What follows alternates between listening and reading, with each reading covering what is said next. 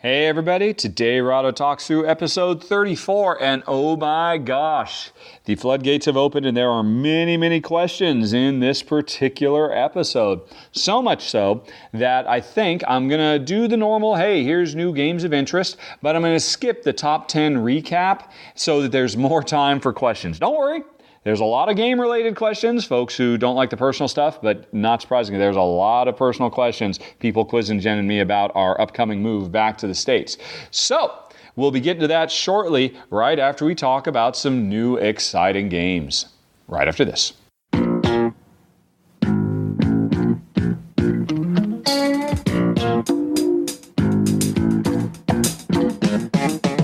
Okay, everybody, let's talk about some new games. As always this time of year, there's announcements coming left, right, and center. So let's jump right into it with Newton, as in Sir Isaac.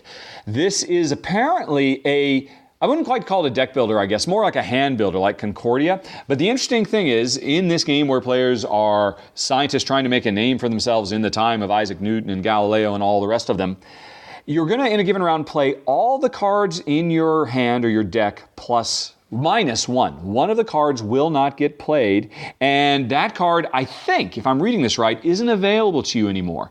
And whatever action you chose not to do, you can't do it, but that action becomes more powerful for all the other players who still can. If I read that right, that sounds really cool. That seems like a really neat idea. And considering one of the designers on it is one of the co-designers from Zolk and the Mayan Calendar and Voyages of Marco Polo and Lorenzo Il Magnifico, I'm very interested to find out more about Newton. Then we've got a game I do not know how to pronounce. Arraial, A-R-R-A-I-A-L. Arraial? Basically, this is from the guys who did Panamax and Madeira. So they are known for very Scientia and Soledad, if I recall correctly. I have to look it up. But they're known for big, meaty, heavy Euros.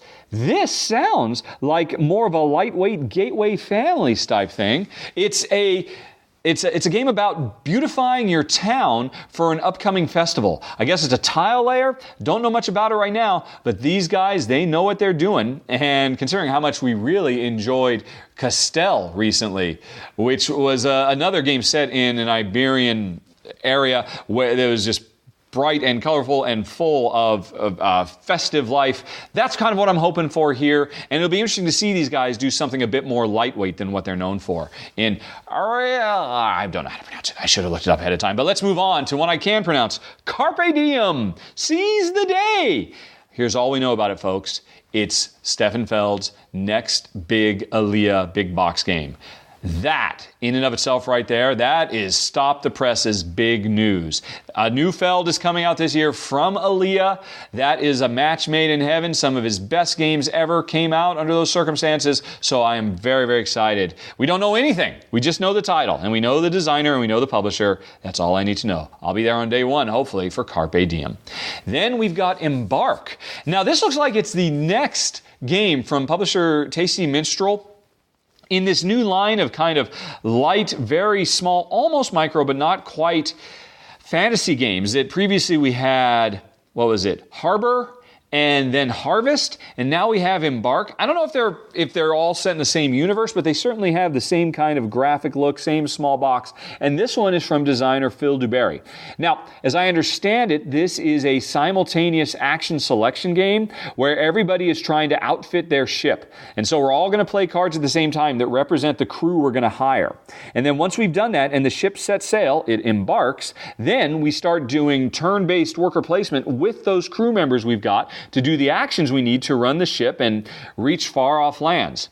I don't know much more about it, but Phil Duberry is a very good designer. I am a little worried because there is a mention in the description about how if you ended up drafting or selecting warriors, you can use them to displace your opponent's players or cards. I don't know, but still, Phil is a very sharp designer. I will forever follow him because Spirits of the Rice Paddy was so amazing. And Tasty Minstrel Games, they've got some of the best taste in the industry. So definitely looking forward to Embark.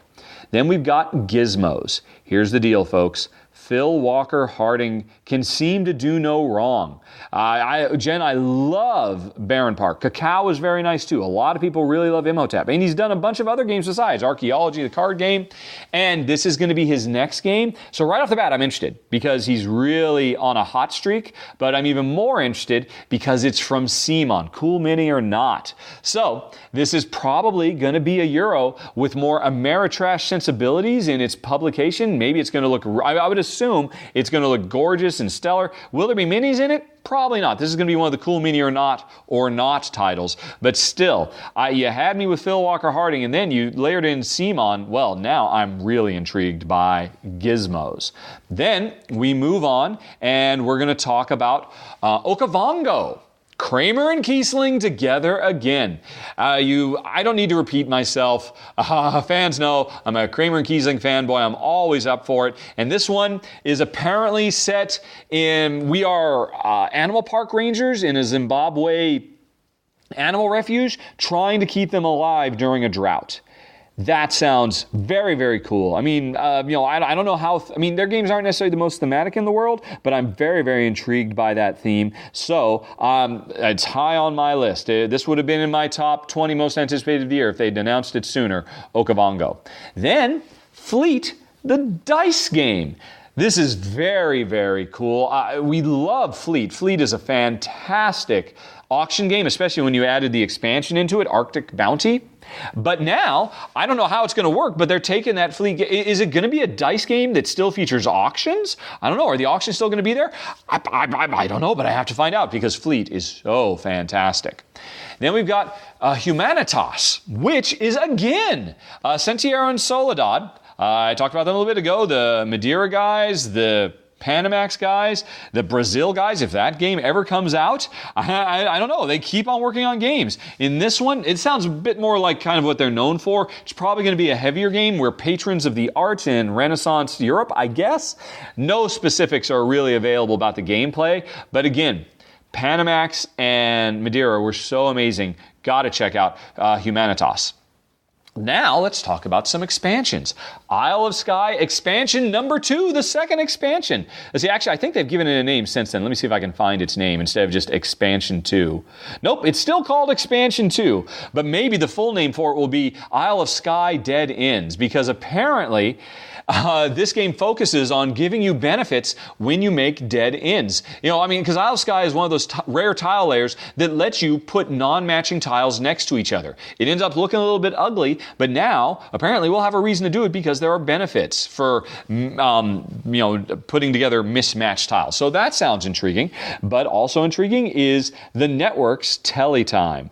Absolutely adore the networks and more content, more funny shows, more actors, more new gameplay mechanisms. Apparently, the description says something about introducing some kind of tic-tac-toe kind of element. I can't even imagine what that means, but the networks was great, so I expect more greatness. Then, Quest for El Dorado, Heroes and Demons. This is very, very exciting. Quest for El Dorado, if I recall correctly, just missed making my top 10 of last year. Absolutely phenomenal game. Reiner Knizia entering the world of deck builders. And now, Reiner Knizia entering the world of expansions. This is not something he does very often. And I was worried, Quest for El Dorado might not get an expansion because deck builders always want more cards. We're going to get more cards, folks. I assume the quests are going to get even more cool and more exciting in Heroes and Demons. And then we've got Dragonfire, a corruption in Calisham. Now, this is interesting. This is going to be, as I understand it, the first big box expansion for Dragonfire, which is a big deal, very, very important, because it's going to allow players for the first time to have level 5 characters. If you know Dragonfire, you know that's a big deal. Right now, we can level all the way up to level 5, but then we can't play anymore because there's no rules for what happens when we go beyond level 5. Corruption in Calisham is going to be what introduces it to us. But in addition to that, I haven't added it on the list, so you're hearing it here first, folks. There's also Dragonfire Sea of Swords. I haven't added it on the list because it's not in the Board Game Geek database yet, even though I have filmed a run-through for it. And it's because they sent me an advanced copy, hooray, to make up for the fact that it took forever to get the regular Dragonfire stuff. And as soon as it gets added, Sea of Swords, to the database, I'll be posting that. So, heck, maybe that'll even happen today. Maybe you'll see my run through before you hear this podcast. But anyway, long story short, more Dragonfire is coming. Sea of Swords is absolutely amazing. Jen, I really enjoyed it. You'll hear more once I get my run-through up. Once it accepts, I'm the one who's actually added to the database. I've been waiting days for it to appear, to get approved. But anyway, and let's see. Oh, yes. More expansion news. Seven Wonders Armada. This will be the fourth of the, I believe, once upon a time, they promised 7 expansions for Seven Wonders. So here's number 4. Apparently, there's a video you can watch that gives a bit more information about it. I don't know if I'm that excited about this, though, because apparently the big deal is now we can create armadas that lets us interact with players who are not directly adjacent to our left and right, which I get it. For players who are playing with big groups, that's potentially a very, very cool introduction to the game, although I'm not excited necessarily about launching armadas to attack each other, but maybe we can launch armadas to engage in trade. That's really cool. Still, it's probably not going to matter much in a 2-player game, which is the way Jen and I love Seven Wonders, but still, it's coming, Seven Wonders Armada. And, one more expansion, which I didn't expect to hear about at all, this soon anyway, This War of Mine, Tales from the Ruined City. Of course, we can expect more harrowing and heartbreaking storytelling, probably an expansion to the app, more functionality there. There are already a lot of very interesting expansions that really change up the core gameplay. I would have thought enough for a lifetime, but apparently they've got more up their sleeve. So Tales from the Ruined City is definitely something I'm going to want to check out. All right, so there's a few expansions. Let's get back to actual gamey games now. What is next? Okie dokie. Oh, right. Scrolling. Rice Dice.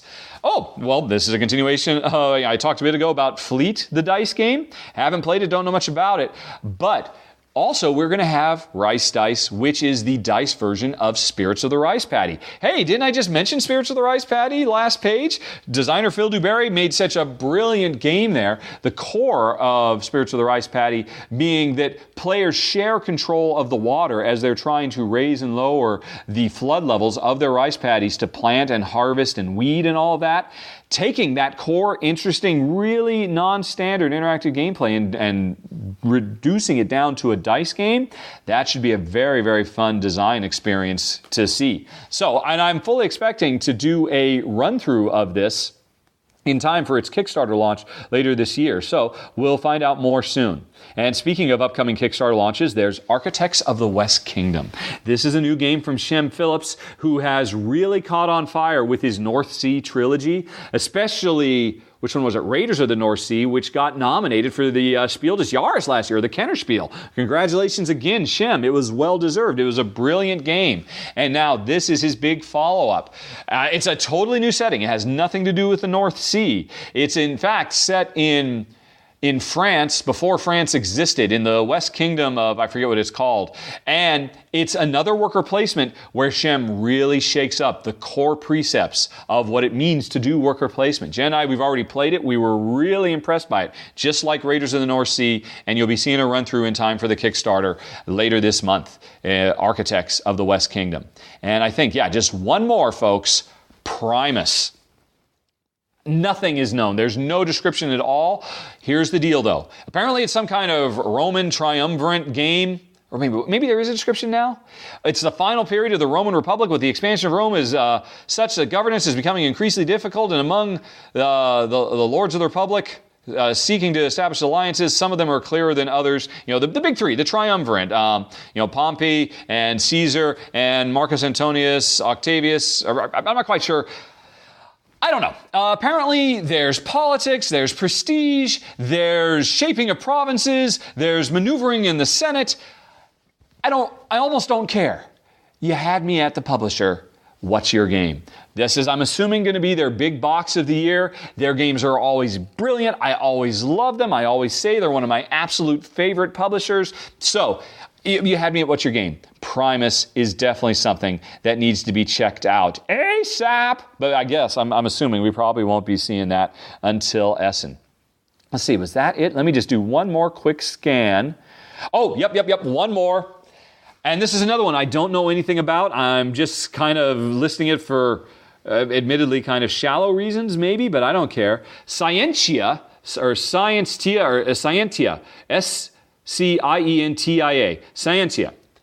Apparently, It's a Euro-style game about practicing the scientific method to make discoveries. Apparently, it has a lot to do with like rotating cards to represent progress and stuff like that. I don't know. I don't care. The art is by Vincent Dutray. There you have it, folks. Like I said, I mean, that man... if there was a Vincent Dutray version of Monopoly, I'd probably have to seek it out because it would be so gorgeous. But hey, I love the theme too. Scientific method, sign me up for Scientia. And that's it, folks. Some new games, some new expansions. And now, without further ado, let's bring Jen on over and we will start answering 50 bajillion questions right after this.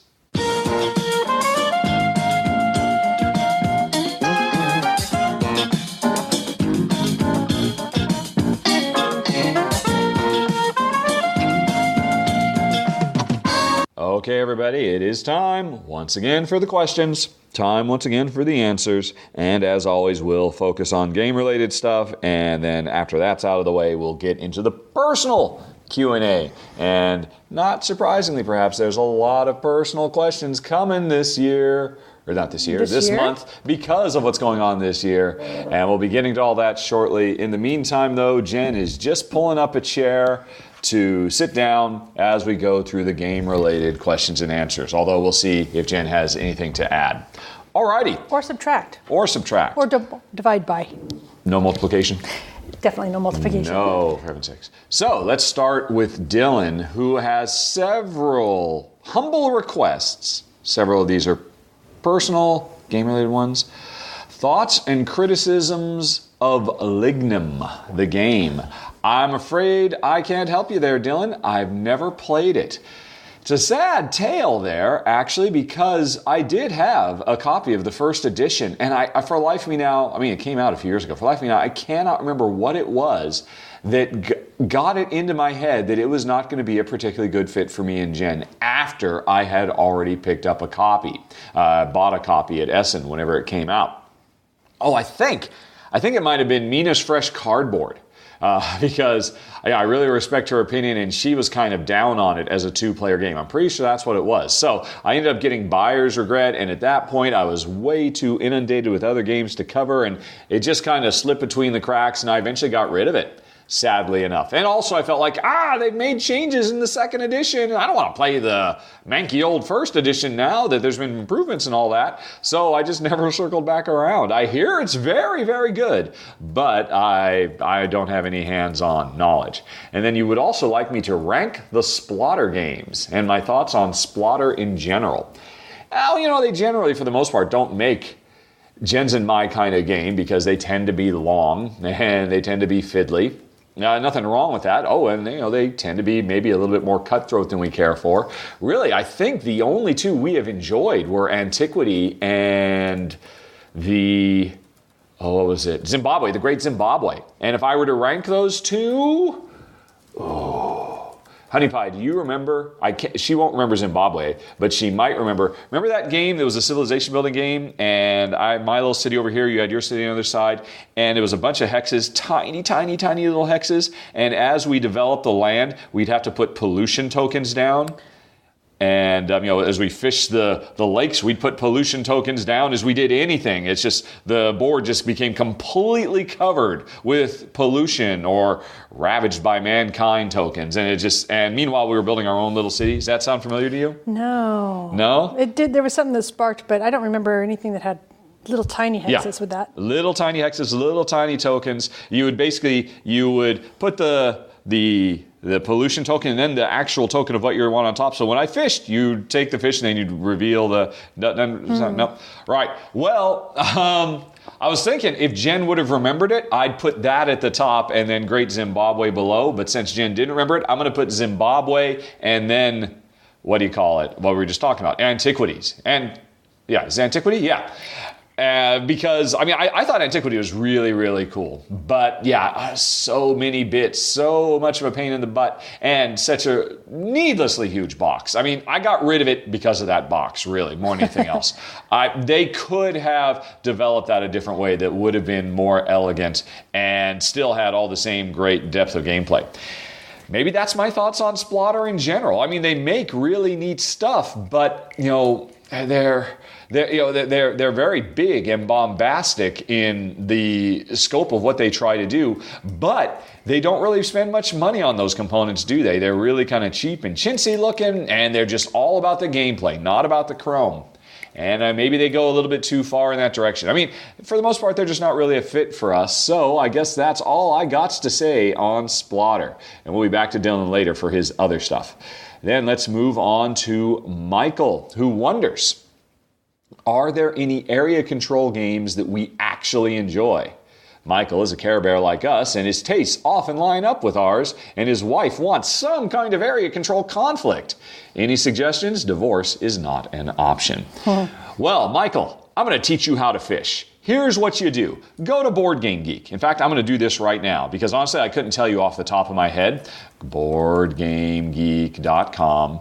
And up at the top page, click Advanced Search, and wait patiently, and then filter by collection, Rahdo. Hey, you're going to do a search of every game I own. And then filter on board game mechanism, although it says mechanic, mechanism, area control, area influence. Submit, and let's see. Hey, look at this. It's a list of all the area control games Jen and I own. Here's a whole bunch of them. And if we own them, we like them. So I would recommend any of these, like Troyes or Kingdom Builder, Carson City, Tiny Epic Galaxies, Notre Dame, Lancaster, La Granja, Carcassonne the Castle, Aquasphere, Luna, Gingopolis, Rialto, Olympos, Islebound, Vinos Deluxe Edition, Fjords, Merlin, 8-Minute Empire Legends, Agra, the Stoffer Dynasty, Helvetia, Ulm, Adventureland, Porta Nigra, Chin, Sentient. Honey Pie. You're not teaching them how to fish. No, yes. You're reading a list I now. taught them how to fish, but then I went and got all the fish myself. Yes. Long story short, there's a lot of them. I could easily do a top 10 on this topic and talk about why every one of these games, even though at their heart, they are direct player conflict. They are, oh, that's nice what you've got there. I think I'll take that for myself. And yet Jen and I still enjoy them.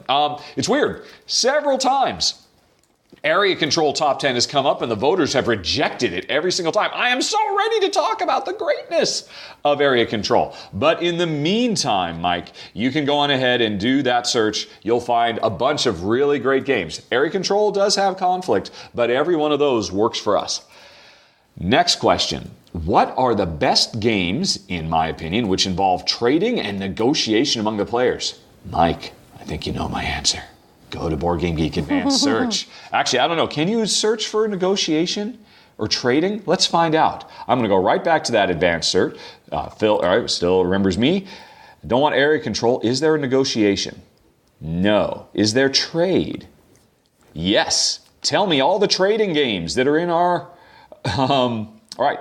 And I don't know. I don't really think of those as trading games. That's a bit of a stretch. Okay. The advanced search has failed in this case, so I will use my voluminous memory banks. I can think of, off the top of my head, the one trading game that works for me and Jen is Mundus Novus, which is interesting because it's a goods conversion into victory point game, trying to do set collection card type stuff. But every round, what has to happen is there is a mandatory trading phase where all players, and it goes up to a high player count, have to offer up some of the cards they've got squirreled away in their hands, and then other players are going to take turns basically taking cards from each other. So I'm going to take some cards that Jen gave up because she doesn't want them, and she'll probably take some that I want. It's a kind of an indirect trade, but it works really, really nicely. Because real player trade just fundamentally doesn't work in two-player because of the zero-sum nature. It's difficult for players to come to a conclusion where, yes, of course we'll engage in trade because if two players successfully come out of a trade in Settlers of Catan and they both get what they want, the players who weren't involved in that trade implicitly fall behind. In a two-player game, that doesn't work. So it's going to be tricky to get a trading game, but Mundus Novus does it. It's really neat, very clever. And what was the other thing? Negotiation. I have loved negotiation in games, but Jen doesn't particularly care about it. Not her cup of tea. There's been a few games where we've tried, and I'm trying to, play hardball with her and stuff like that. And she said, "Would you please stop it? I don't want to buy a used car from you. And so it generally doesn't work out. But the ones that I've been most impressed by are semi-cooperative games like CO2, Archipelago. I just did a run through the other day. I think it'll be going up very soon for Australia. These are all semi-cooperative games where we're all competing, but at some point or other we have to work together or else everybody loses, and that generally involves some kind of negotiation. Okay, I'll go take care of the problem, but because of that, I'm not going to be able to score points this turn. So if I save us all, you're going to go on ahead and leave that other resource there, right? This is our negotiation. We found that actually works okay. Although actually I got too aggressive in Archipelago is a great game for negotiation. And that was the one where Jen said, stop being a used car salesman, as I recall. But anyway, those are a few examples. Let's see here. And then, right. Andrew, moving right along, wonders. I was watching the 2018 collection update and wondered, how do you organize yourself? Alphabetical, designer, publisher, title. All right. Basically, it's nothing too fancy. The main thing I try to do is keep the publishers together. Like size boxes is filter number 1. Publisher is filter number 2. Designer is filter number 3. Maybe subject matter. Like for a while, I had all our really light gateway-ish type games next to each other. There's no hard and fast rule, though. It's mostly what fits. Also, I just saw an advertisement for the Harry Potter's miniatures game by Night Models coming to Kickstarter on March 14th. Oh, speaking about Harry Potter. Yes, honey. We're going to go move to England here fairly soon. Yes. I want to go do the Harry Potter hoo-ha thingy. Yeah? Yeah, that's just one of those things we're going to have to do. Okay. Apparently, Jen is interrupting this podcast to make a mental note. Yes, mental note. Everybody remind us if, June comes along and we haven't done it yet. Okay. Right. Let's see here. Back to Sorry to derail you. Andrew, yes. Harry Potter miniatures. We are, we're not typically interested in mini games, but Harry Potter makes you think twice. If you've heard of it, what are your thoughts? I saw it, I thought, oh, that looks cool, but it makes no sense to me to play a game where, I'll be Hermione and Neville, and Jen can be Luna and pick a more esoteric character. Wood. Yeah. What's his name? Ian? No. All right. Jen's supposed to be the Harry Potter expert, and she's giving me nothing. Yeah, I'm sorry. I'm just totally blanking on all right. Wood. We'll just go with Wood. Yeah. But anyway, and let's have them all run around and fight each other. What? No, this makes no sense. So I as soon as I saw what it was, I believe it's a tactical skirmish dueling minigame, and that makes no sense to me. It's a shame. I'd love a cooperative adventure game, but that's not what they created. So we will probably not be checking that out. Steven says, hi, everybody. Hi.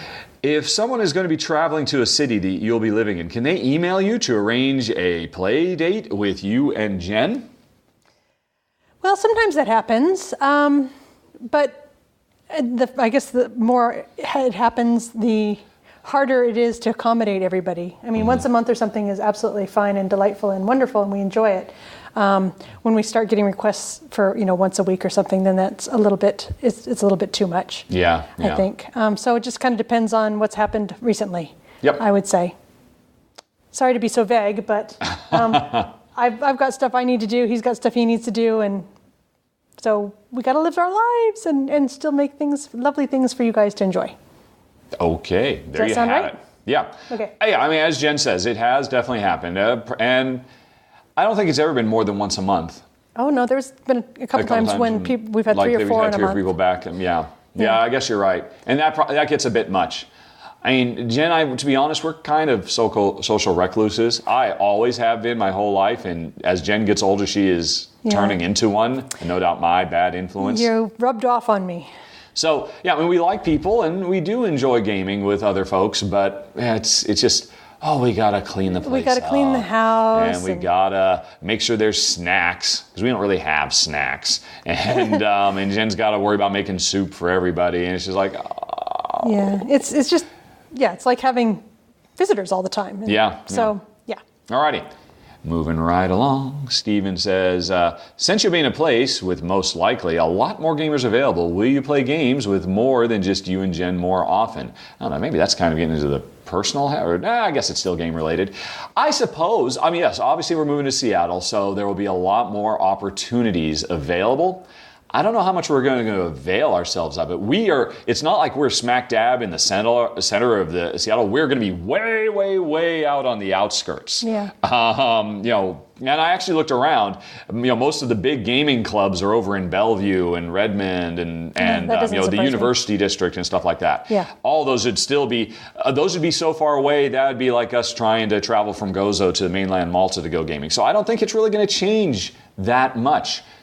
But to a certain extent, that's okay, because we don't want to change that much. No. One thing I think might happen more is, since my mom is moving in with us, and we want to keep her mental faculty sharp, I think I'm going to be trying to get her to play some games. Yep. You might see an uptick of me covering more gateway games as a result. Is certainly a possibility, because they're generally too light for me and Jen. But to get mom to the table, we might want to play a little bit more Ticket to Ride or something like that. Yeah, that could be a whole new niche for you. I know. That's something I've been thinking that might happen.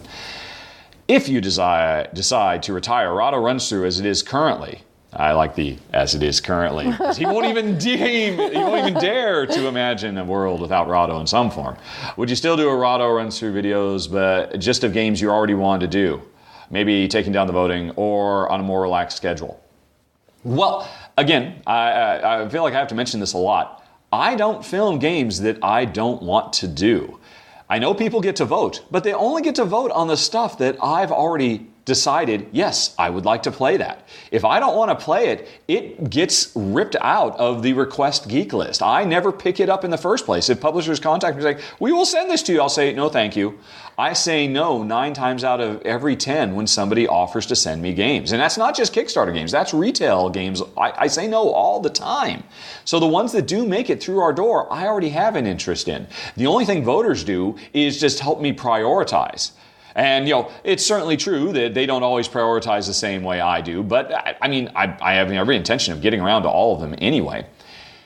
As for moving forward, in the last podcast, we said we don't have answers. We still don't necessarily have answers. We're still trying to figure out what the new financial situation of our lives is going to be like. Of course, the single biggest issue is we're going to have to start paying for insurance, because we're getting into our late 40s, early 50s. Yeah. And we're leaving Europe, where we have all our insurance needs covered for free, because this is a nice, modern, well-considered society. And instead, we're going into Thunderdome, basically. So that's going to be a huge drain on us financially every month.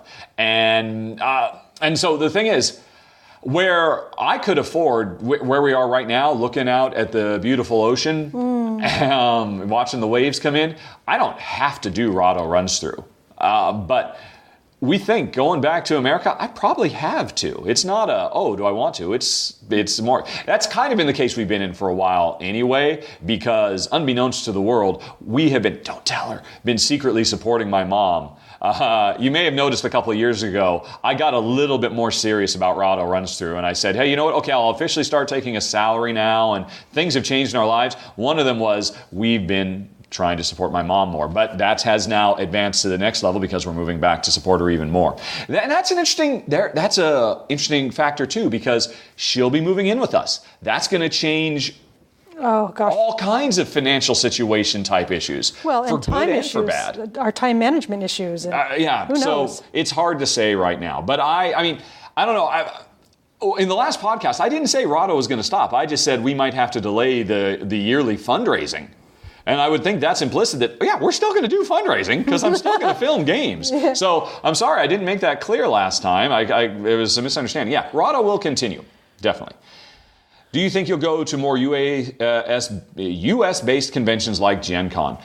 Probably. Certainly PAX, the one that happens in Seattle. Obviously, we'll go to that one. And Sasquatch, because I won't be going to Essen necessarily anymore, so I still got to see all the Essen Hotness, which is a little mini convention that happens every year in Seattle a month after Essen, where all the latest Essen Hotness is on display. I'll be hanging out with Joel Eddy of Drive Through Review there. At least I assume. I hope. Hopefully, I can get an invite. I'll have to work on that. But anyway, there's certainly a much better chance of going to Dice Tower Con and Origins and Gen Con and the Gathering of Friends and who knows, all kinds of things. But I wouldn't say necessarily this year. This year, it's going to be, we'll only just be settling down into our new routines in August. I don't think, even though I could make it to Gen Con, I doubt it'll happen. Yeah. And Jen is, I don't know, Jen is actually now signing me. Because for those folks who don't know, Jen can actually speak in sign language. And she's been trying to get me to learn it for 20 years for this exact occasion where she can send me a message without having to say something. She's got a keyboard and laptop right in front of her. She can type me secret messages all she wants. Hold on. But no, she has to do the little thumb between the three fingers, which I think is a C, or maybe it's an S. I don't know. I tried to learn once. Right, so Jen I've just typed him something via Skype. Yeah. Here is an interesting thing. This is not in any way, shape, or form. Yeah, Jen wanted to know if we should talk about it. I'm like, yeah, totally. The weird thing... Okay, I won't go into it. We're just going to talk about the game-related side of it. But because of some weird vagaries of how we had to do the airlines, it was much, much cheaper for us to fly to Seattle if we got a round-trip ticket. Yeah. It was significantly more expensive to do a one-way flight. It was like 4 times more expensive. It was ridiculous. Yeah. So we got a round-trip ticket. The returning trip is in October. So, folks, we're not saying it's going to happen. It's probably not going to happen. We will but currently done enough traveling. We do have a return trip to fly back to England just in time for Essenspiel. Yep. Jen said, should we mention this? Maybe we shouldn't, because I can't stress enough. I would give it, at this point, an 85% chance that come that time of the year, we're like, yeah, we don't want to do this. Well, we'll have just moved 3 times and be settling in. But it's a possibility. Okay, there we go. Now, we are going to move on to Thomas right after I adjust Jen's mic because she keeps jostling it and whatnot. Sorry about that. Let's see, hopefully this will work a little bit better. Should have checked that before we started filming. Okay. Thomas says, in my latest final thoughts for the Prodigal Club, not latest, that was a long time ago. I said I was looking forward to trying it with Last Will. Did I ever get a chance to do it? And if so, is it any good? No, I didn't. Such is my lot in life that I have a laundry list of games I could go back and play and variants I could try, but like a shark, I am always moving forward. If I'm not moving forward, I drown because of the nature of Rahdo Runs Through. So no, I haven't tried it. Right. Did you continue your Charterstone campaign? Did you continue your Charterstone campaign with your friends in Malta? If the answer is yes, can you elaborate on the differences felt between the 2-player and the 4-player game? Also, you're wondering, when we first played it with Jen, if we were annoyed by the constant flow of new rules that was pumped into the game via legacy mechanisms. He said mechanics. I played about half the campaign with my wife, and we found it was a real downside of the game. We were never really enjoying the moment, always waiting for a new rule to come up. The same thing can be said about the automatons. With only human players, they are necessary, but in our view, they are constantly breaking the flow of the game. What are your thoughts? Honey Pie, you've played this. You can answer this question. I will. Were you even listening?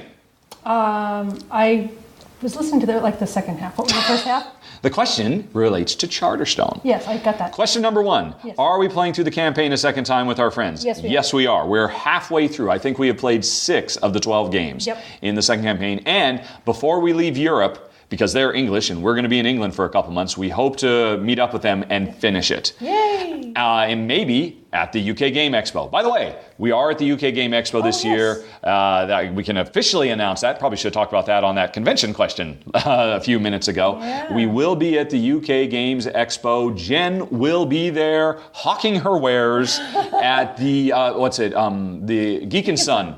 At their booth, they have wonderfully given Jen a little bit of space, so she'll be able to try to sell some glass, and I will be there covering the event for folks who've always wondered what it's like. And we will hopefully meet up with David and Angela and get that Charterstone finished. But back to Charterstone. Honey Pie. Yes. We played it as a 2-player game. We've now played it quite a bit as a 4-player game. Yeah. Compare and contrast. Well, I like it both ways. How's that? No, I think it's good both ways. I did the automaton stuff was sometimes frustrating and sometimes really good when it was just you and me. Mm-hmm. But I like playing with David and Angela, so I think I've really enjoyed it playing with them. And of course, they're making intelligent decisions. Like, what was that last game where Angela decided to end it early, and much to your chagrin. Oh man, she ruined me. Never resource hoard. But it was going to be so perfect. I was so close. And the thing was, he'd resource hoarded on a previous one. Yeah, I did it 2 games in a row. Okay, this didn't work in the first game. It is definitely going to work in this. Because that's one of the beautiful things about Charterstone. Honey. I know. And yeah, Jen was like, this is going to happen to you again. No, it's not. Because I'm doing it differently this time. Oh, it happened again. Damn it. Because that's one of the beautiful things about Charterstone. It's so fast. We're playing as a 4-player game. Yeah, it really and, is. The last time they visited, we played 3 games back to back. It just zips by. It's amazing how much there is to that game. And it's so incredibly fast. And we have found that to be the case as a 4-player game. Of course, it would be true as a 6-player game as well, because if we played as a full 6-player game, the progress thing is that much shorter. I know a lot of people complain about Charterstone that it's so long, it took us 3 hours to play the game. They must be doing something wrong. Like they're forgetting the fact that, hey, once you run out of influence, you're supposed to fast forward to the end of the game. Yeah, well, I bet a lot of people forget that. We forgot it for some of our games as well. First, yeah. But once you know that, oh man, that game is just great. It's so tense. But anyway, right, so you like it both ways. That is your feedback? I'm sorry. Okay. Obviously, Jen is correct. A 4-player, this is a game that's going to be better with more. There's no two ways about it, because so much of this game is about the implicit bumping interaction between players. And it's a big old board, and it only gets bigger the longer you play. So the more people you have running around and having the potential. We're surprised. There's not that much bumpage. But the more players, because you just don't want to give your opponent a leg up. Oh, I'll wait for them to clear out, and that can be your downfall. Trust me, I know. And so, yeah, obviously it's going to be better with more. We still had a great time with 2. It's definitely better with 4. I think the real question, we have never played it with 2, just the 2 of us. We have always used the 2 otamas. And someday we'll have to give that a try. Because I know some people have said, no, it works great without them as well. So...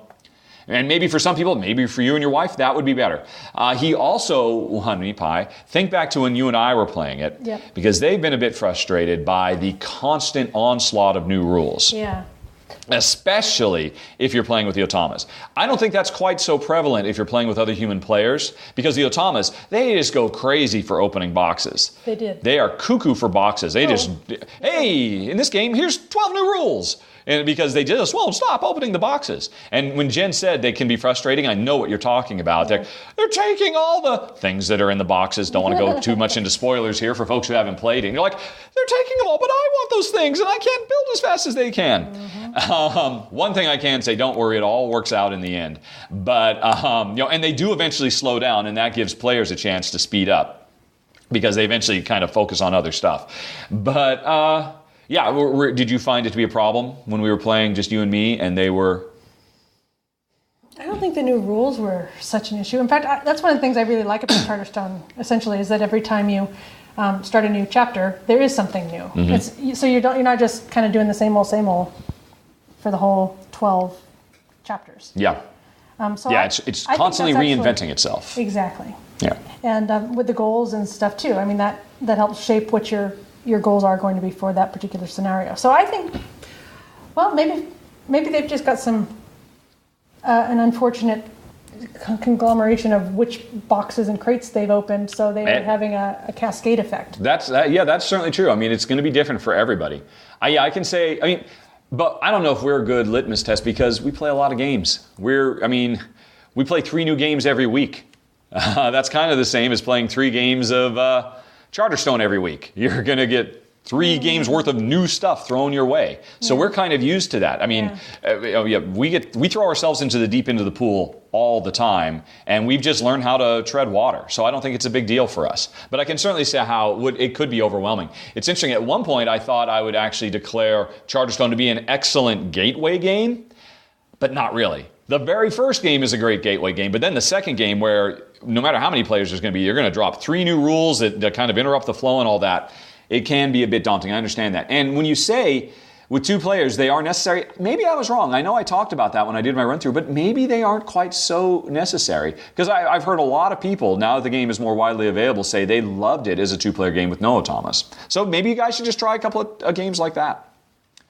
Continuing on the same note, I was wondering if you could expand on your Pandemic Legacy 2 final thoughts. At one moment, you said you were planning on getting deeper into spoiler territory. I'm curious if you can do that right now. Now would be the worst time to do spoilers because since this is audio, nobody has a way of knowing where to skip ahead to or anything like that. But the specific question, did we find the game too sandboxy compared to Season 1? I don't think so. It's interesting. I've read a lot of people. Of course, when we put our video up, not very many people had played it because we had it relatively early this time. I think we did. And so I was just giving my own responses. But I've seen a lot of other people's responses, and it seems like a lot of people have very, very different overall experiences playing that game. And I think what it comes down to is how aggressively they pursue opening the boxes. Because, that was always our goal. We were always, it's all, the biggest problem is the game was so gosh darn easy. It was just crazy, crazy easy. I wouldn't say we sleptwalked through it, but, we had a really easy time. I think we only lost once, and that's just because we hadn't quite gotten into the groove. And it was March. It was the third month, which is by far the toughest month in the entire game, which is a weird design thing to give you the toughest hurdle to overcome in the whole game, literally in your third game or fourth game, depending on how you did in the first couple games.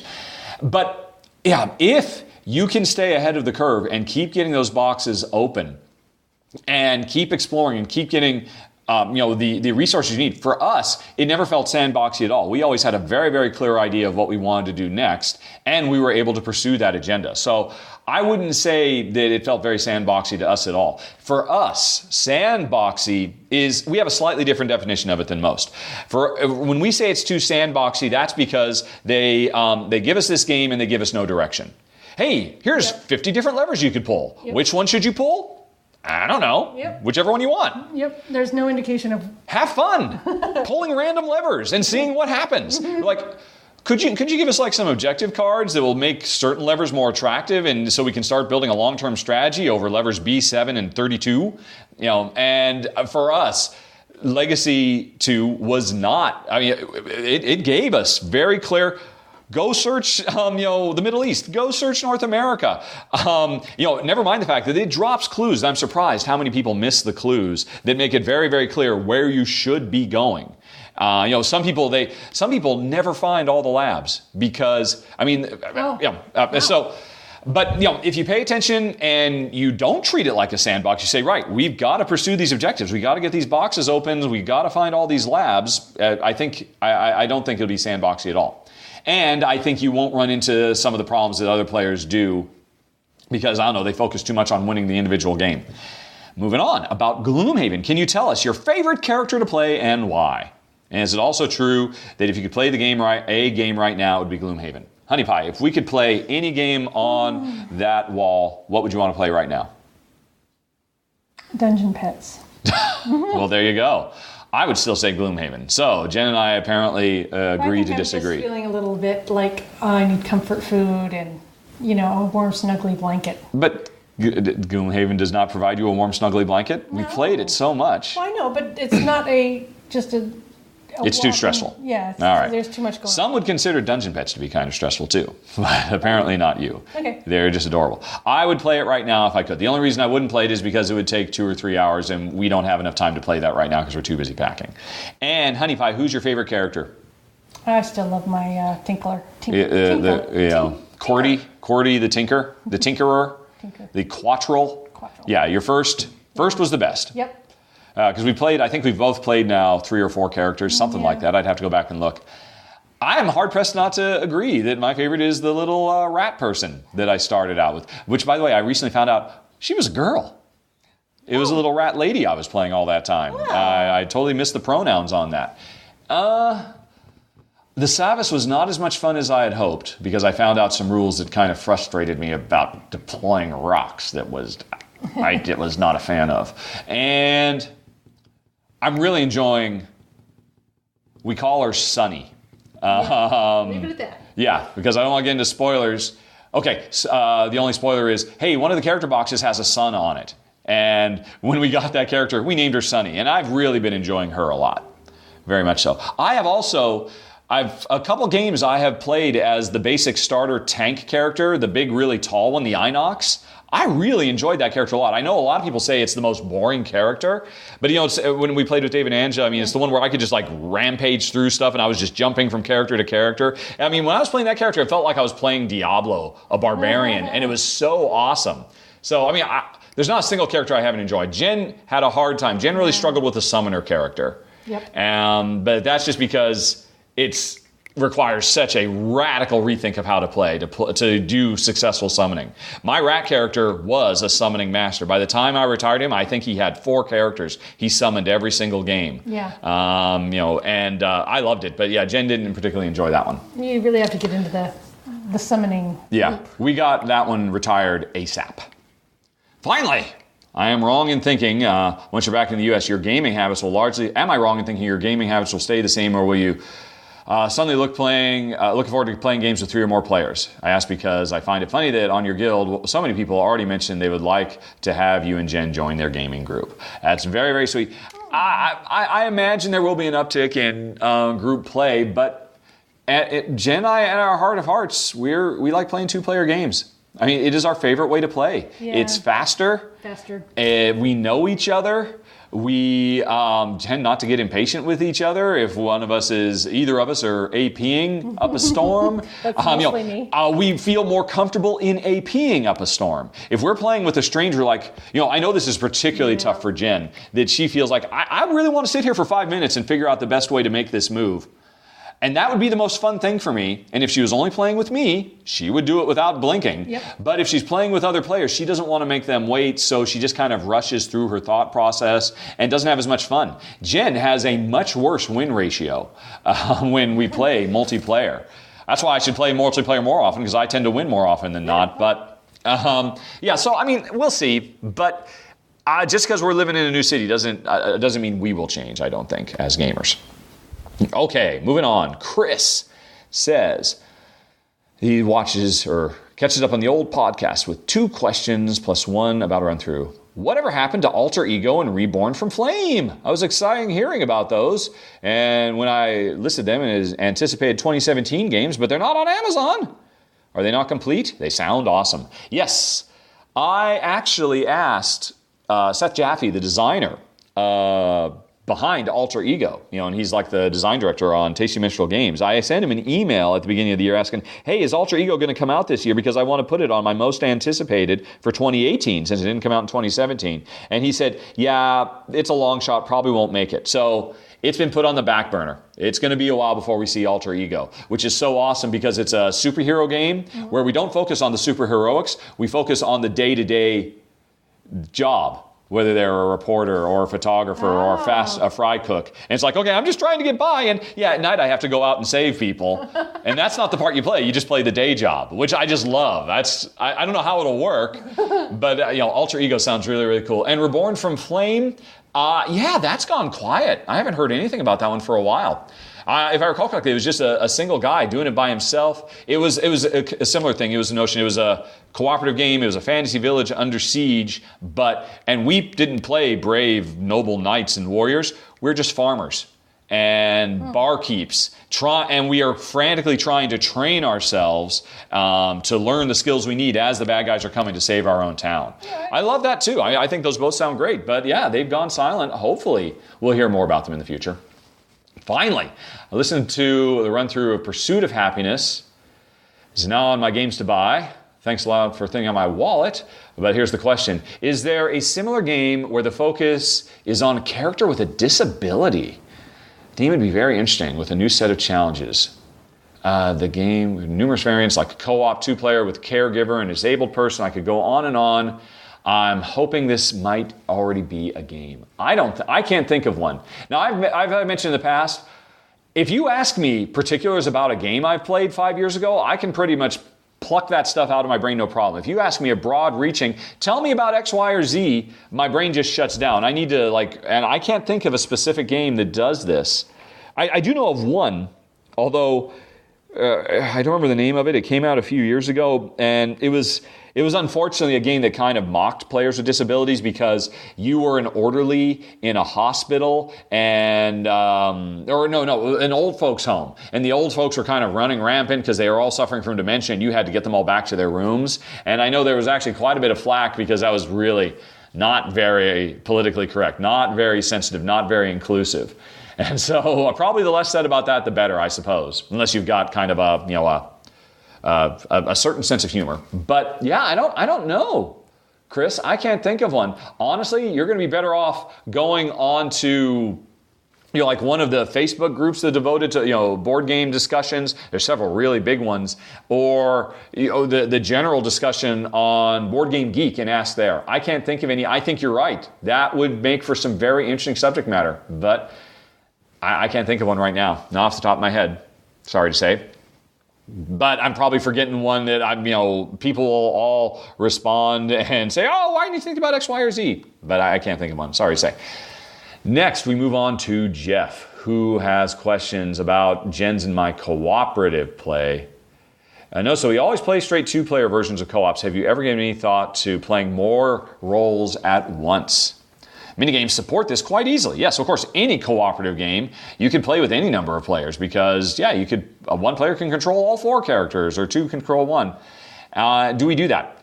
Let's see. So some games like Captain is Dead rely on a variant that removes some cards for two-player version. That detracts from the game if you don't actually bring more characters in. You're right. There's no two ways about it. If we were interested in that, I think we could definitely have more fun playing Pandemic as a four-player game where we each control two characters apiece. Honey, would you like to do that? No. Neither would I. Would you like to articulate why? It's too much. Yeah? I want to be the character I am. Mm-hmm. And I want to focus on that and learn that and enjoy that and everything. I don't want to have to be like, that one did this thing and this one does this thing. Yeah. No. Yep. I agree. It's not for us. I've talked about this in the past, that suddenly we don't feel like we're the character anymore. We feel like we're some disembodied armchair general ordering characters around. So we kind of get pulled out. And then as Jen just pointed out, the level of complexity increases. Yeah. It's not more fun to try and remember twice as much minutia. Balance twice or keep twice as many plates spinning in the air at the same time. No. Yeah, I mean, if the game was designed to be a rich and robust experience where I control only one character, then that's probably what I want to do.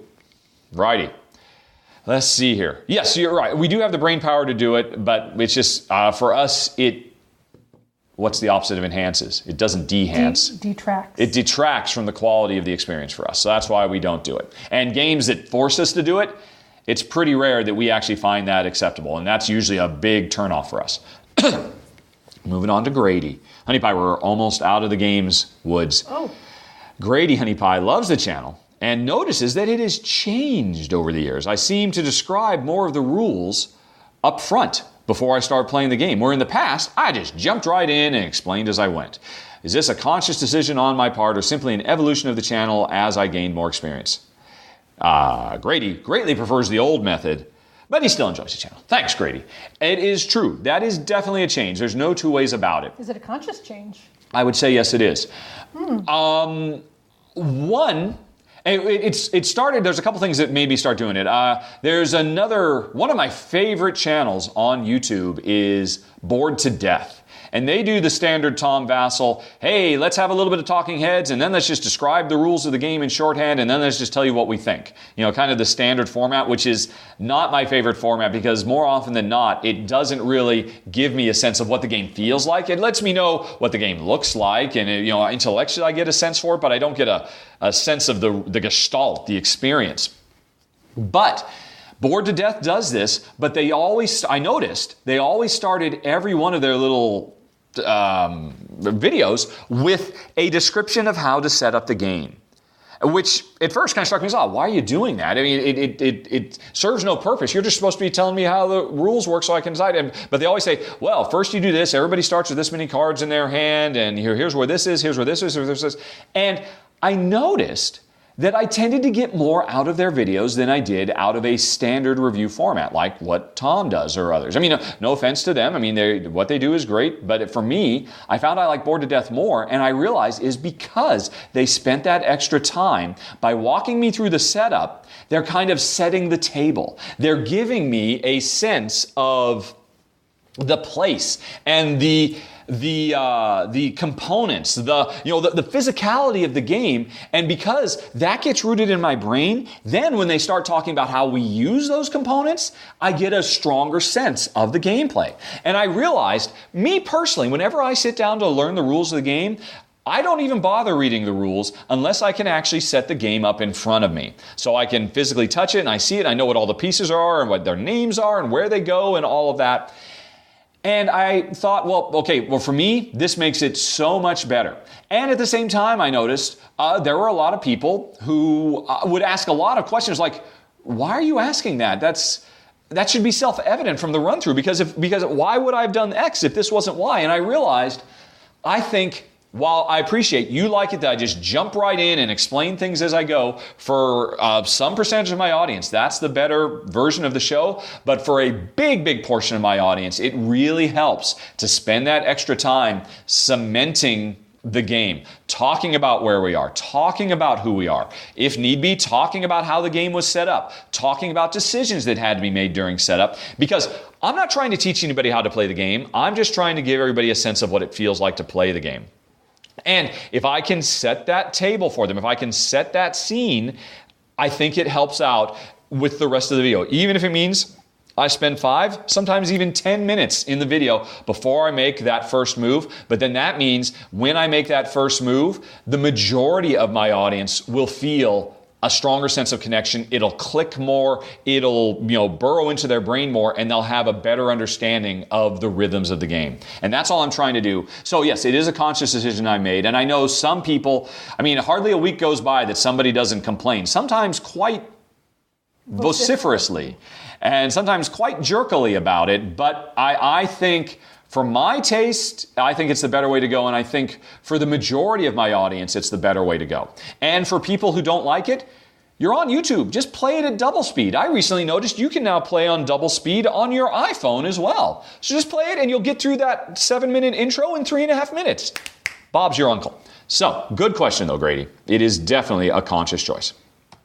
Steve-O says, in your recent call of games before your move, did Jen have much of a say in what games you kept? I had an opportunity yes. to give some feedback. Yep, I was making a list of what I was going to get rid of and what we're going to keep and what we're going to carry with us to England and what we're going to try to sell here in Malta and what we're going to ship directly to America. A lot of logistics. A whole board game could be made about the process of transporting board games internationally.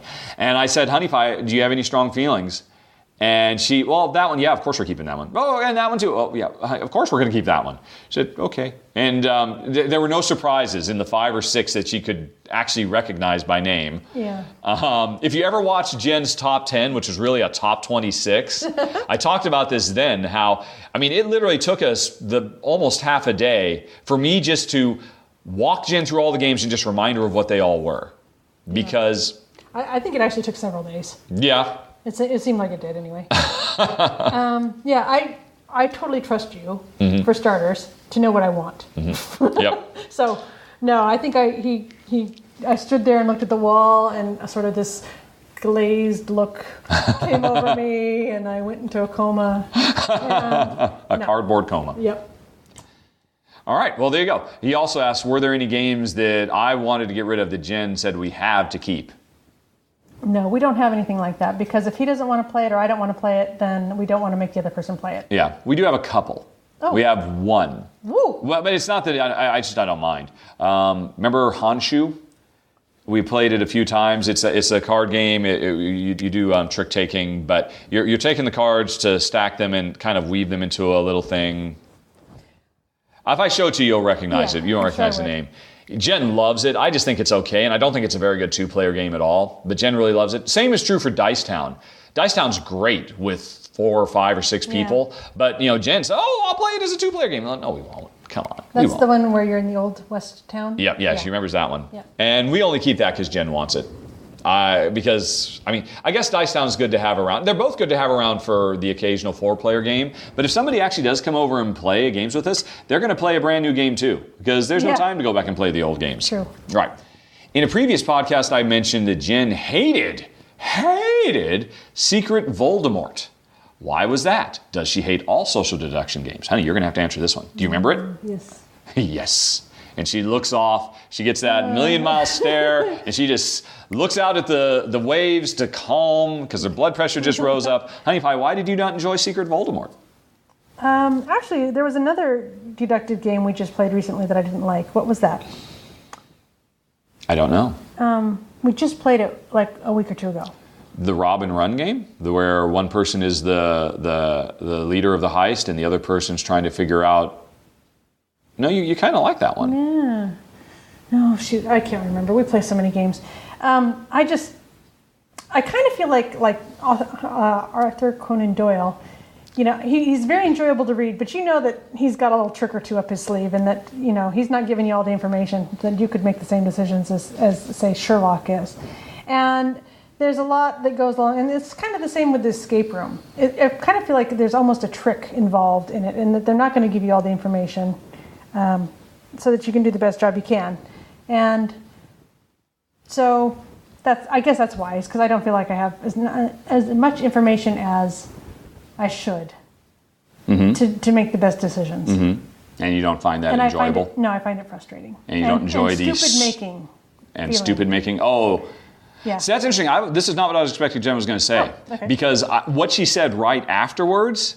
right after we left the people's house. And by the way, they were lovely people. We had a good time with them. Really nice time. But Jen had a really hard time because it was a very loud and raucous game. Oh, that. Yes. Well, that's just... I mean, with all the hurlings of accusations of you're a liar, no, you're a liar, he's got to be involved, you know, and all that stuff. And she was sitting right next to me, and I was probably loudest at the table because I tried a gambit of, what was I? I was one of the bad guys. You know, I was a Death Eater, you were. and for the first chance I had, I threw my fellow Death Eater under the bus. As a Death Eater would do. Yeah, and he just was completely knocked out. So everybody at the table 100% believed everything I said, and I had them all right where. And it meant we were down, but I had total control over these people. And so I was very, very active in every discussion, just trying to very subtly get people to. I mean, come on, is that really what he said? That's not how I remember it. And since everybody believed me 1,000%, we almost pulled it off. We just barely didn't make it, but it just came down to like a single turn. We almost won. And it was because, I totally threw Karthik under the bus. I very much enjoyed that. But because of that, I'm loud to begin with, and Jen was sitting right next to me, and everybody else was crazy loud. But I didn't know you were also kind of just, intimidated by the process itself? Yeah. All right. Well, there you go. So I guess that answers Steve's other question of, are there any games, or do you just hate social deduction games? I think I do. You think you do? What about Mysterium? Do you don't remember what Mysterium is? I'm trying to Mysterium is where one player is the ghost and has to hand out dream cards, and everybody else is working cooperatively to socially deduce what the ghost means. What about that? That is, once again, trying to get into his head with limited information and stuff like that. Yeah, no, I think that's a little bit better. Okay. Yeah, I think that's... I enjoy Mysterium. All righty. Moving on. Steve recently purchased Escape, Curse of the Temple Big Box. Yay. Watched our run-through from 5 years ago. And in it, you say that Jen thinks it might be her favorite game of all time. Where would it be now in her top 100? Has it made it through your recent moving call?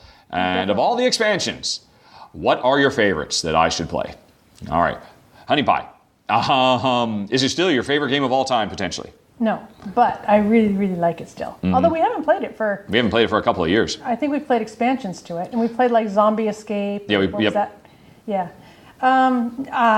It'll always have a special place in my heart. Mm-hmm. When it first came out, I mean, Jen was super obsessed with it. Honey, I have to go to work. Yeah, but it's just 10 minutes. We can just play one game before you go to work, right? 10 minutes. That's what we could do. She was just... You don't need to brush your teeth or anything. Yeah, she was absolutely insane about it. And, I mean, I think we would play it more. I think we'd still probably play it now. And it's just the nature of my job precludes it. Of all the expansions, I still think the coolest one, and it was an expansion, it was a promo, although I think it did ultimately get released in one of the expansions, was the Pit. I know you like the Pit. Yeah, I mean, the Pit's just awesome. Because it forces. I mean, I would never want to play the game without putting the Pit in there at some point or other, because when Jen and I play as a 2-player game, you kind of have to split up and cover a lot of space. And any opportunity for us to be forced to come back together, and work directly together, I absolutely love. I think the way the Pit works is absolutely brilliant. And let's see. There were those, the unique character special abilities. They were cool, but they weren't as cool as I thought they were.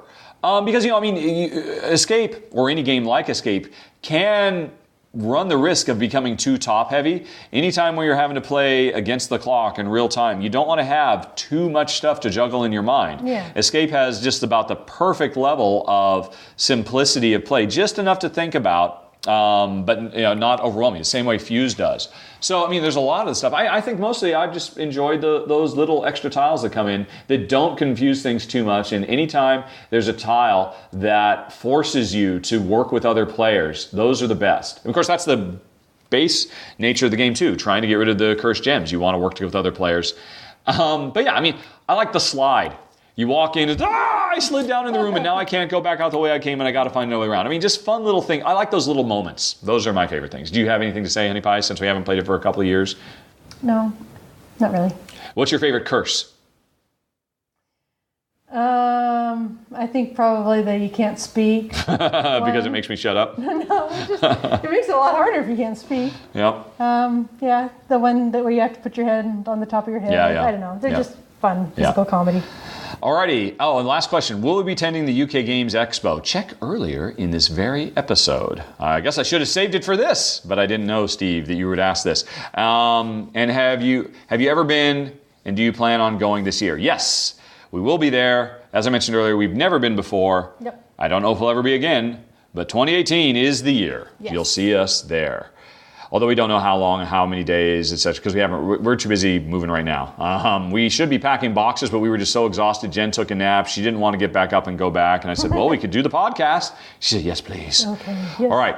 Although, this is where we're going to take a break because we have just finished the game-related stuff. And we are now going to say thanks for listening, everybody. Have a very nice day. Talk to you later. So long. Bye-bye. And if you haven't quit, if you'd like to hear more particulars of Jen's and my personal life, you can come back right after this.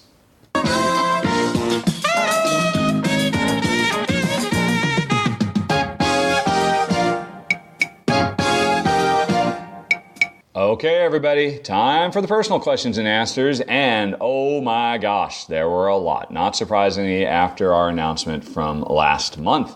So, let's jump right into it, starting with 3 questions from Enjoylee Wonders. Honey Pie. Yeah. Question number 1. Do we have any household traditions for Christmas or any other holidays, official or unofficial? Thought I was going to start out by the move, didn't you? But no. Enjoylee threw us for a curve. I would say not really. I don't know why you're so tentative about that. Yeah, I used to do a lot of stuff with decorating and everything, but I think when we moved to England, I left a lot of my boxes of decor in my sister's garage, essentially. Mm-hmm. And yeah, it just kind of fell by the wayside. I think I just like to try and cook a nice meal. That's true, yes. More of an elaborate meal. But not something super, not like a 5-course, just, the appropriately themed thing. Yeah. You try to find some turkey somewhere in Malta, if at all possible, that kind of thing. Yep. And make a pie of some sort and have sweet potatoes, that kind of stuff. Yeah. So maybe a little bit more work put into cooking, but that's about it. And me, no. I've never really been into holidays. We're kind of old fuddy-duddies. We don't even celebrate each other's birthdays anymore, quite frankly, other than saying happy birthday. Yeah, maybe going out for dinner. Yeah, or going out for dinner. That's about it. We're simple folk. What are your most looked forward to things about being back in the States? Oh, being able to go into a store more or less any time of the day or night and it's open. Mm-hmm. That'll be nice. And being able to find the store. Yeah. And having them answer the phone if you call the store. Answer the phone with a somewhat professional answering. Instead of, hello? Or what? Yeah. Yeah. That'll be nice. I'm also looking forward to big lanes with, like, paint on the pavement. And relatively smooth. Relatively concrete. smooth, yeah. That'd be nice. Yeah, so I guess a bit more civilization. Malta is wonderful, but it is perhaps a little bit more rustic than we might. So yeah, no, but we've enjoyed Malta. But I will, especially the pavements. I think I will enjoy not feeling quite so.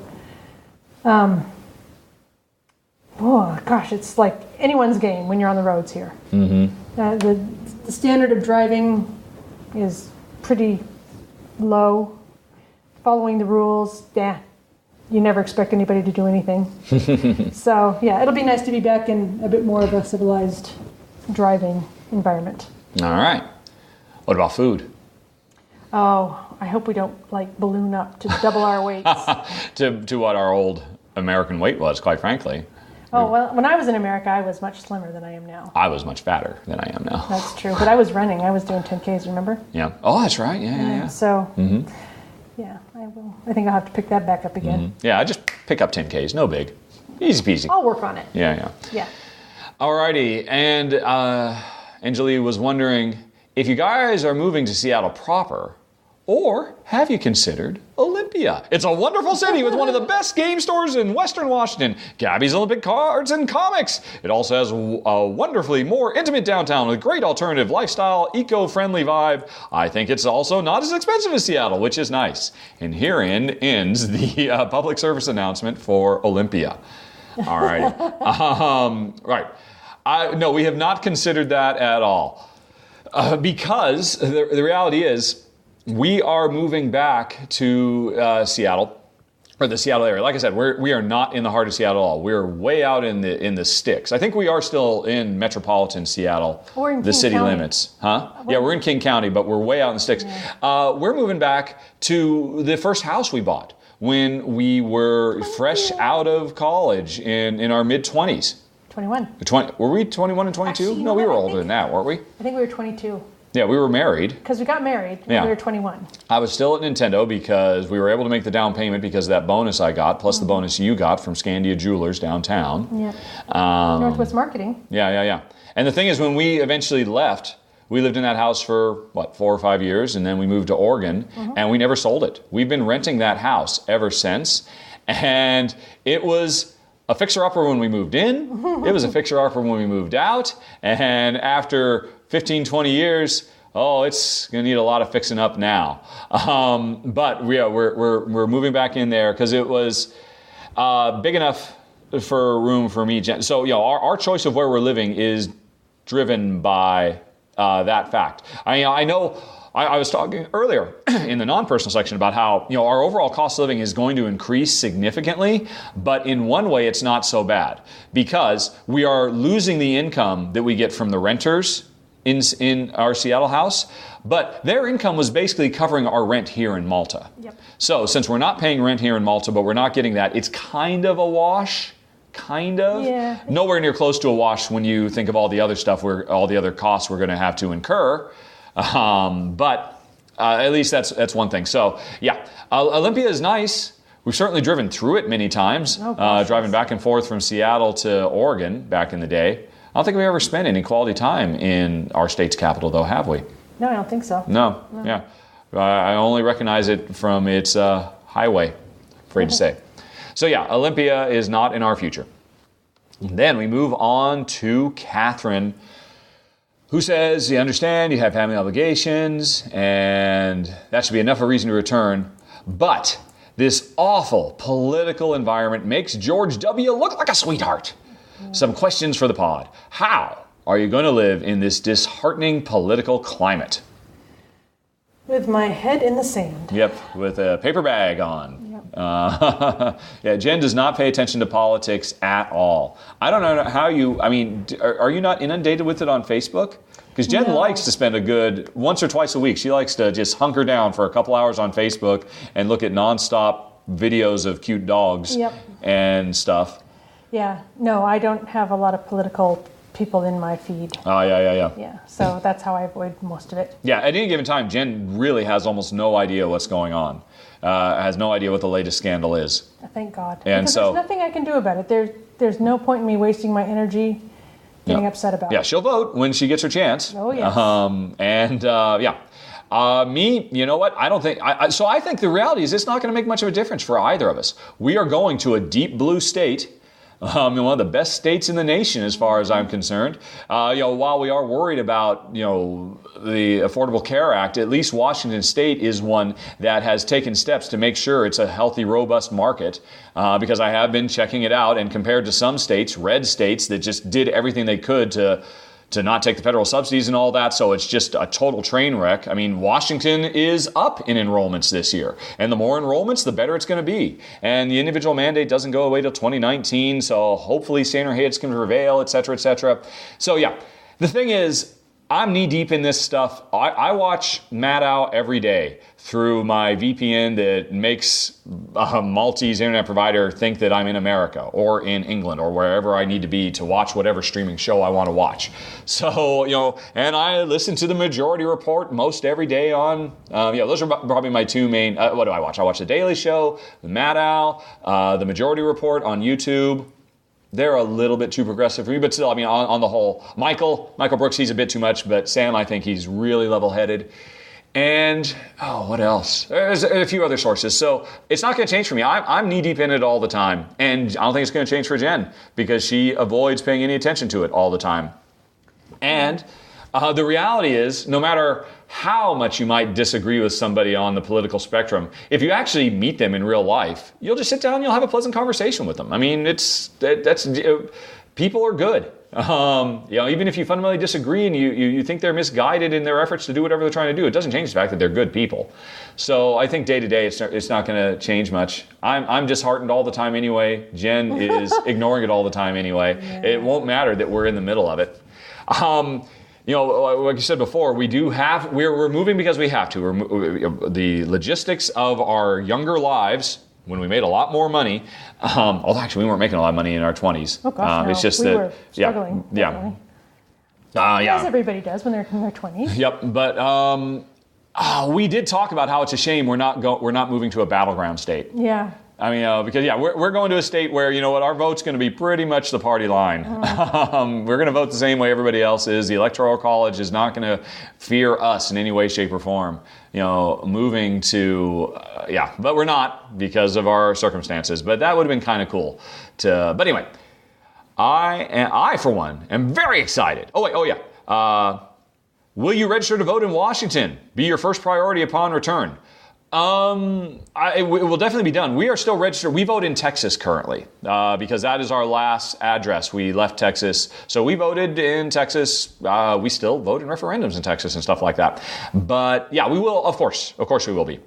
Although, again, I'd rather register in a battleground state where because in the more populous states, the whole way that the distribution of senators works and the way the Electoral College works, it's, our vote doesn't count for much up in the Pacific Northwest as opposed to, the great heartland of America. But yes, we will definitely be registering to vote and we will be voting. I, for one, am very excited that you will be in the same time zone. I look forward to doing some final thoughts. Oh, it's Kat. Yes, I've actually done a couple of final thoughts I'm sorry, I didn't even look who this was.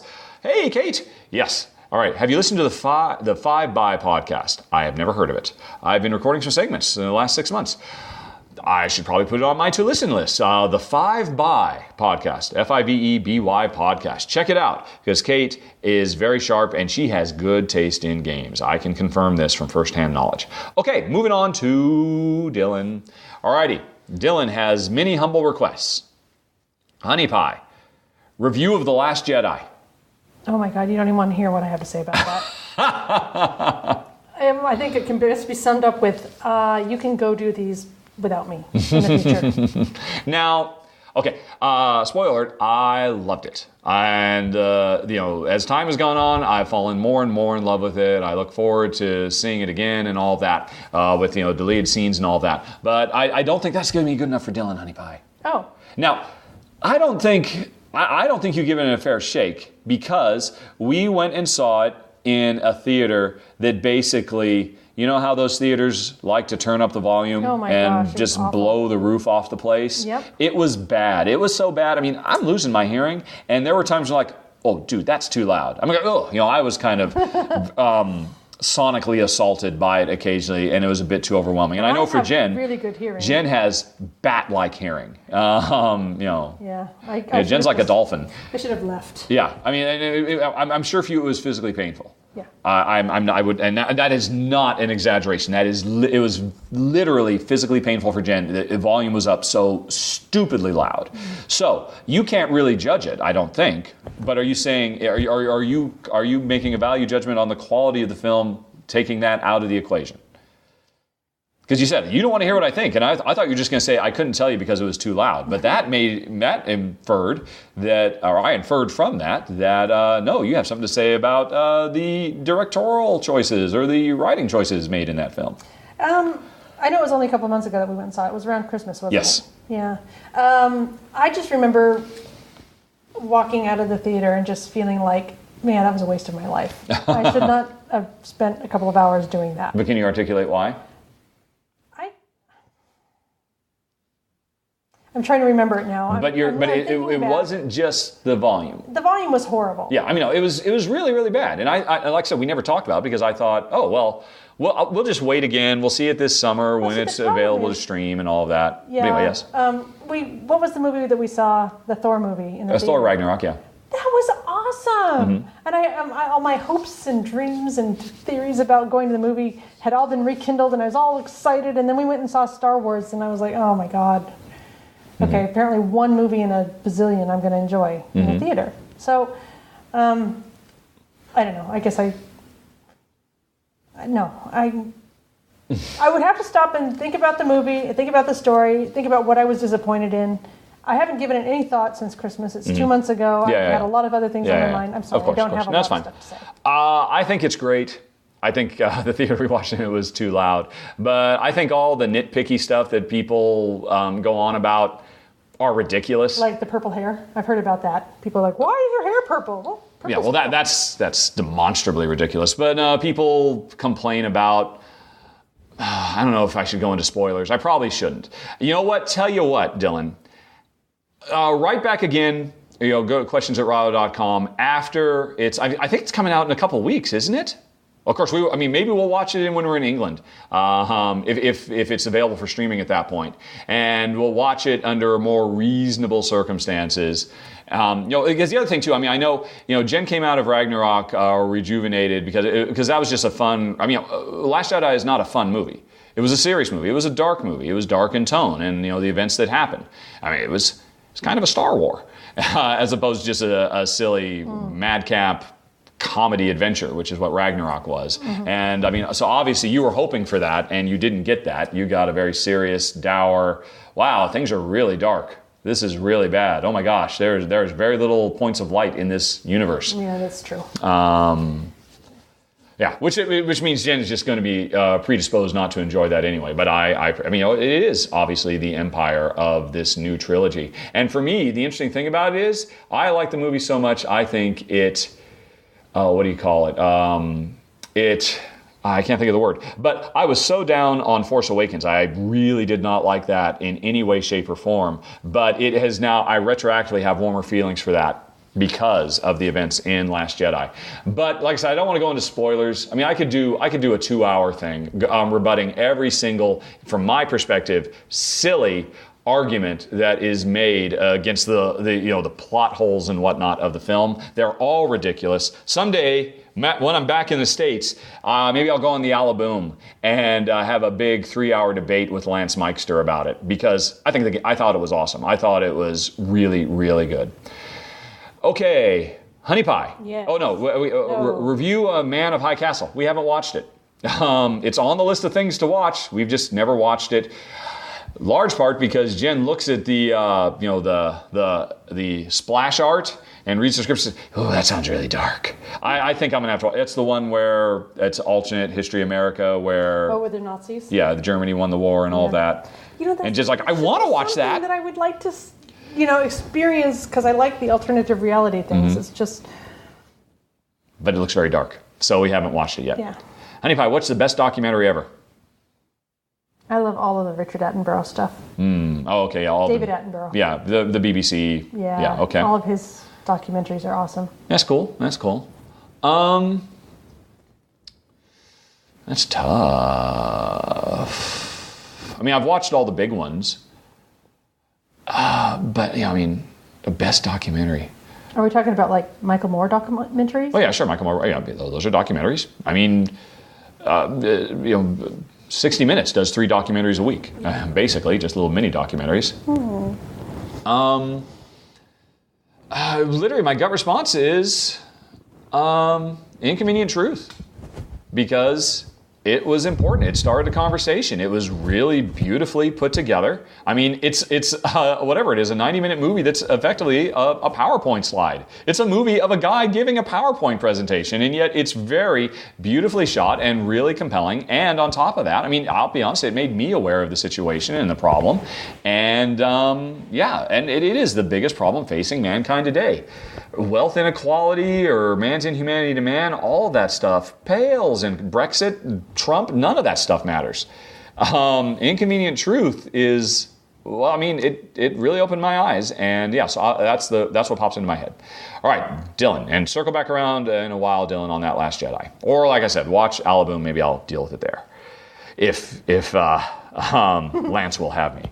All righty. If not, I've got like a 20-page treatise I wrote on a private forum defending it, and but anyway. So, if anybody wants to, I've spent a lot of time. Was that one of those studying that days I came out and asked why you're cranky? Yeah. Okay.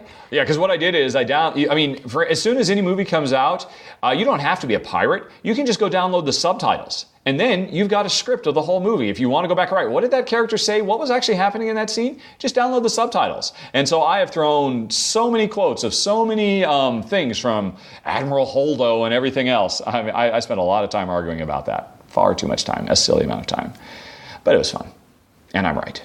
All righty, moving on. Daniel says, are you moving on with the idea of ever living in England again? Nope. Are you selling your house there?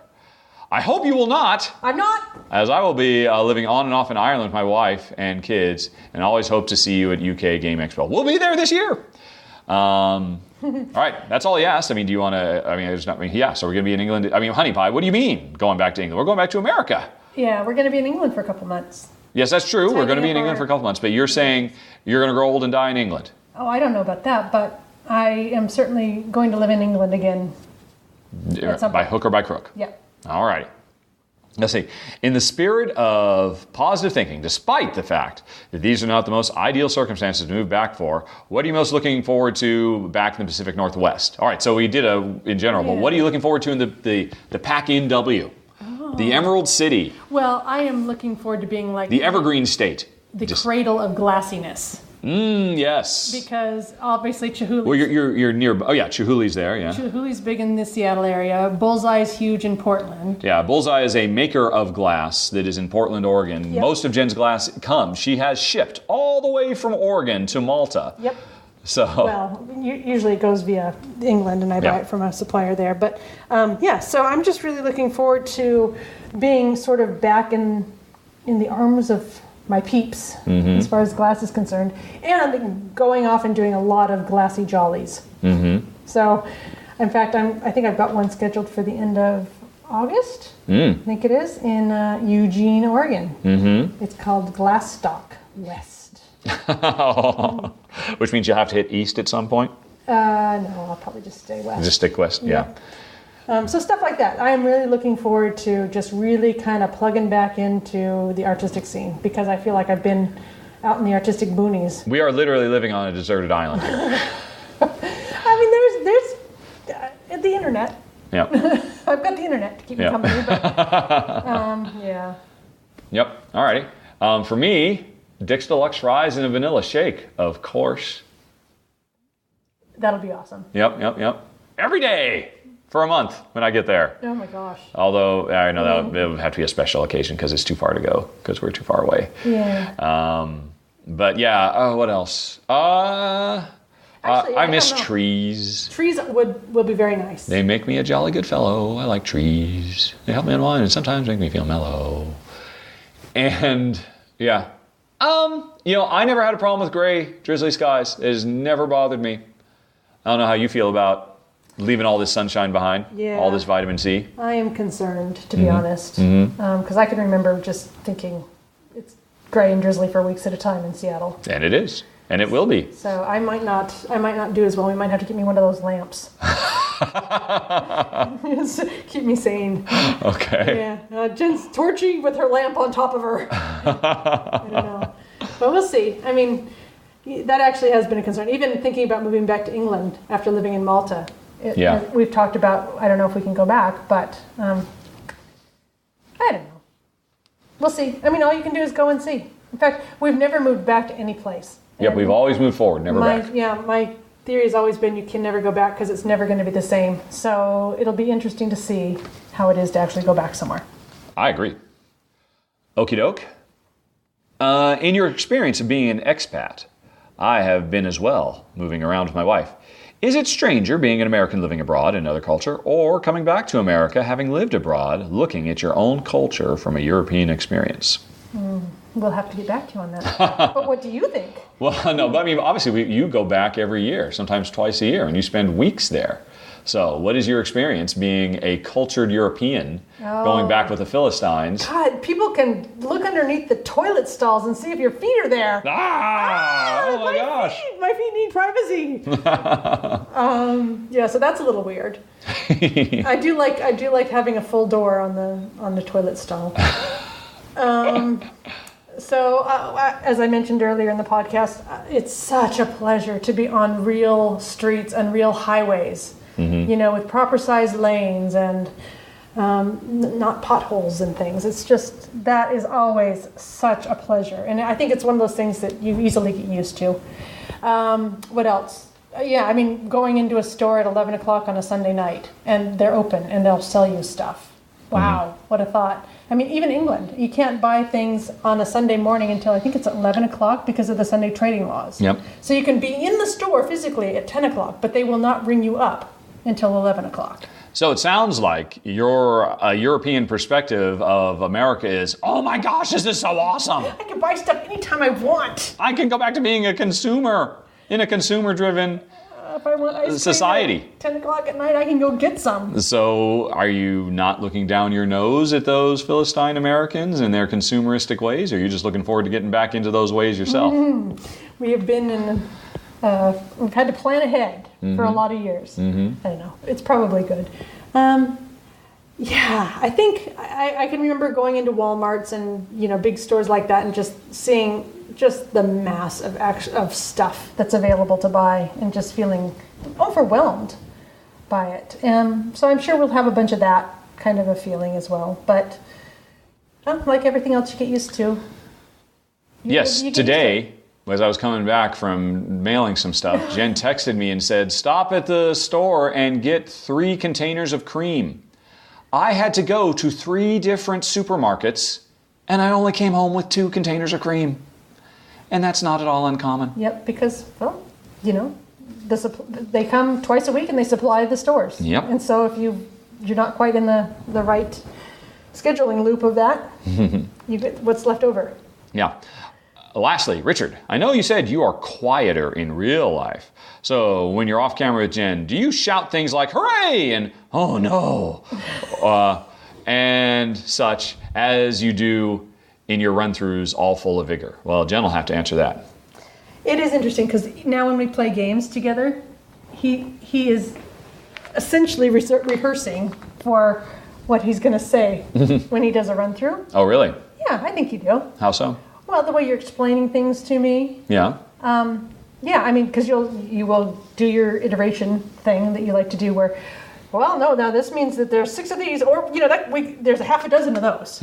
And I'm like, yeah, I know, I'm listening. I got it the first time. But his mother is a very, very good at repeating things to make sure that you've heard what she's saying. So I think that's where he gets that. Yeah, no, it's my mom has definitely rubbed off on me in that I know I repeat myself much more than I need to. And I know for some viewers of the show, it's very frustrating.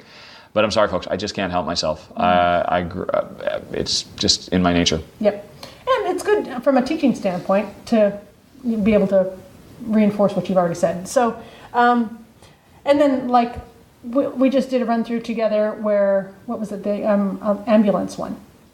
Clear. Yeah, paramedics clear. Paramedics clear. And so I found myself a lot more talkative during my turn. So, because it's just kind of how we play now. We just play thinking out loud because I want him to know what I'm thinking when we're playing, because I want to give my perspective so that he can properly portray me when he's playing me in the run-through. So I think we are a bit play out loud kind of people. I just do it at a more reasonable volume. And so when we have like David and Angela come over and we're chatting away about what our strategies are and everything, they're like, okay. Yep, all right. Yep. Let's see here. Steve says, all right. Oh, what the? Oh, Steve, I'm so sorry. I didn't see this. First of all, it turns out Steve is one of my Rahdo Runs Through backers, and he sent an email to questions@rahdo.com, and he is a director level. So he had a director request. Oh my gosh. And he's requested Sanctuary Endangered Species, and I didn't see it until just now because it went directly into my Questions at Rahdo folder. Oh, Steve, I'm sorry. This might take a little while. Shoot, I'm sorry I didn't see this. You asked for this a month ago. Oh dear. Apologies, Steve. We'll have to get back to that. But anyway, in the meantime, you also had questions. In the future, Steve, email me directly with your director request because I won't see these until 30 days. Anyway, you mentioned a possibility of a fire sale in the last podcast. Have you managed to work out which of your games would be in that yet? Oh, excuse me. Sorry, everybody. I'm about to choke on I don't know what. That was loud. Can you mute? No. Okay. No. But it's okay. Yes, I did. And in fact, sorry, Steve, it's already over. There's still a few games, but they're pretty much all gone. I've sold over probably like 120 or 130 games to the fine folks of Malta. There are a few Europeans who are willing to spend 50 or 60 euros to get stuff sent to them. So a few big boxes have gone out. The University of Malta is going to be buying a big block of games at 5 euros a pop. Everything's going cheap. And there's only a handful left. And the rest of those are basically getting donated to a local startup board game store. And so, they're all gone. Sorry, Steve, if that's what you're asking about. Oh dear. If you'd asked on the guild, I would have made it clear. I only look at these questions at Rahdo things once every month. Sorry, Steve. Oh, I failed you twice now. Additionally, would the sale be open for those of us near Guildford or at the UK Games Expo or UK only, thinking it wouldn't be worldwide? Oh, Steve, I'm so sorry. Actually, shipping to the UK from Malta is stupidly expensive. It almost costs as much to ship to the UK as it does to America. It's like just by a few bucks less. I don't know why. I mean, shipping to Portugal or France or Germany or Italy is so much cheaper than the UK. So I don't think you would have been happy with that. That said, we probably still will, because there are some games that I know we're not keeping, but that I haven't played and filmed yet, so I can't get rid of them here. We are going to be in England for a couple of months. Jen has booked 2 months to frolic in the English bucolic countryside, and I will probably still be playing and filming some games during that time, and some of those games will likely be for sale at the UK Games Expo. I don't know what yet, but so watch for that. Well, also, I think we've got some games up in our attic. Yes, and we do have some games in our attic as well that will probably, it would be foolish to keep them in our attic, but we won't be sending very many of them to America. So we'll probably have some for sale stuff. I don't know, maybe I'll do an auction Geeklicks for UK Game Expo. Haven't looked into it yet. Maybe that already exists. I will have to investigate. Any plans once you've finished with all the moves from Malta to Guildford to Moms to Seattle?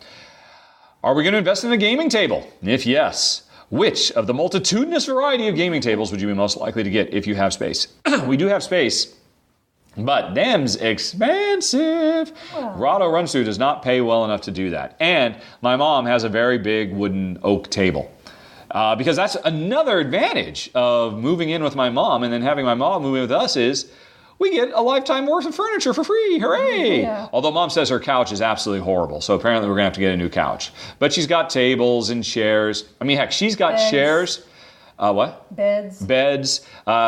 She's got chairs that I remember sitting in at Thanksgiving in my childhood. Because they were my grandma's chairs. Now they're my mom's chairs. I mean, is that big oak table your grandma's then? Must be, because it's grandma's house. Yeah, I think it is. Yes, I think that was the table that we had Thanksgiving dinner at when I was 6 and 7 in the 70s. Wow. So So my mom's got a lot of furniture. So no, I can't imagine that'll be the case. Some point in the future, but we got to make room for mom's stuff.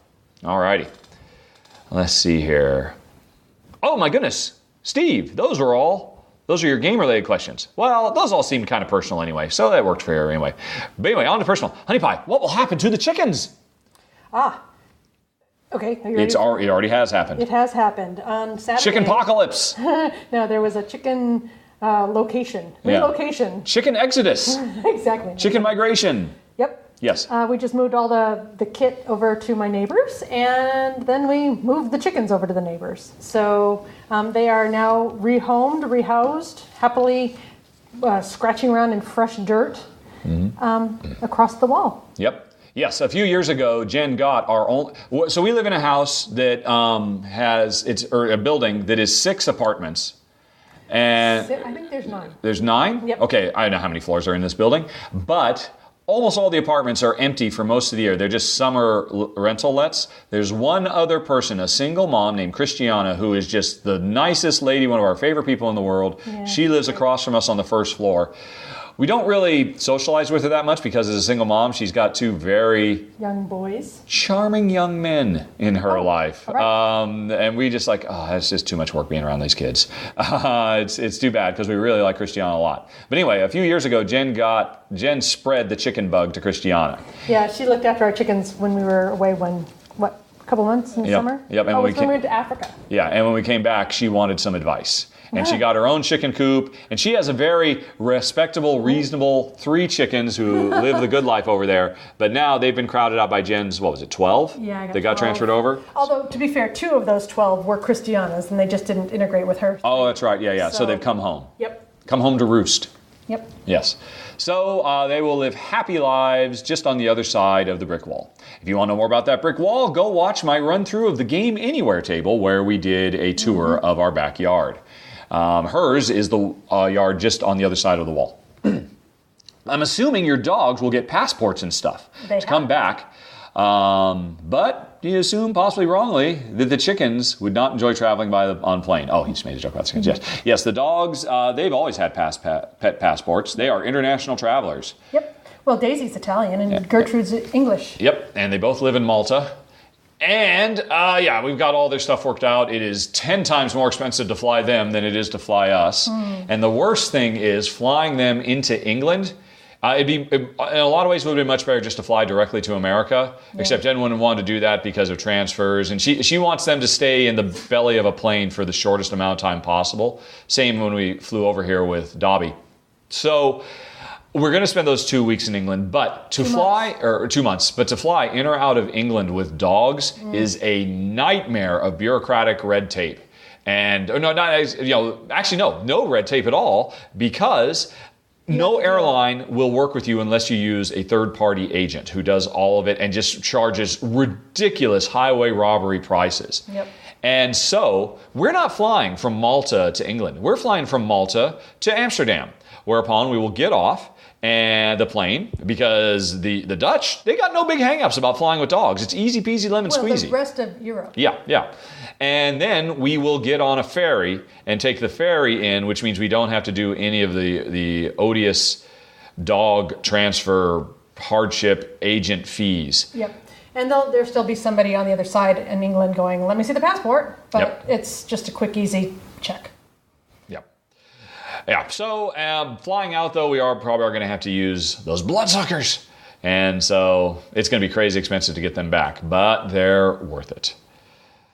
Right. Moving on. What will you miss most and second most about Malta? Ooh. Most will be this beautiful view. Mm-hmm. Absolutely gutted that I'm going to be staring at a street. I don't know. We do have a nice little garden in our house, so there'll be that. But it's... You mean in Seattle, yeah. Yeah, I mean, it's not looking out at this absolutely gorgeous Mediterranean Sea. Yep. So I guess part of that is my awesome daily walks with the dogs are going to be...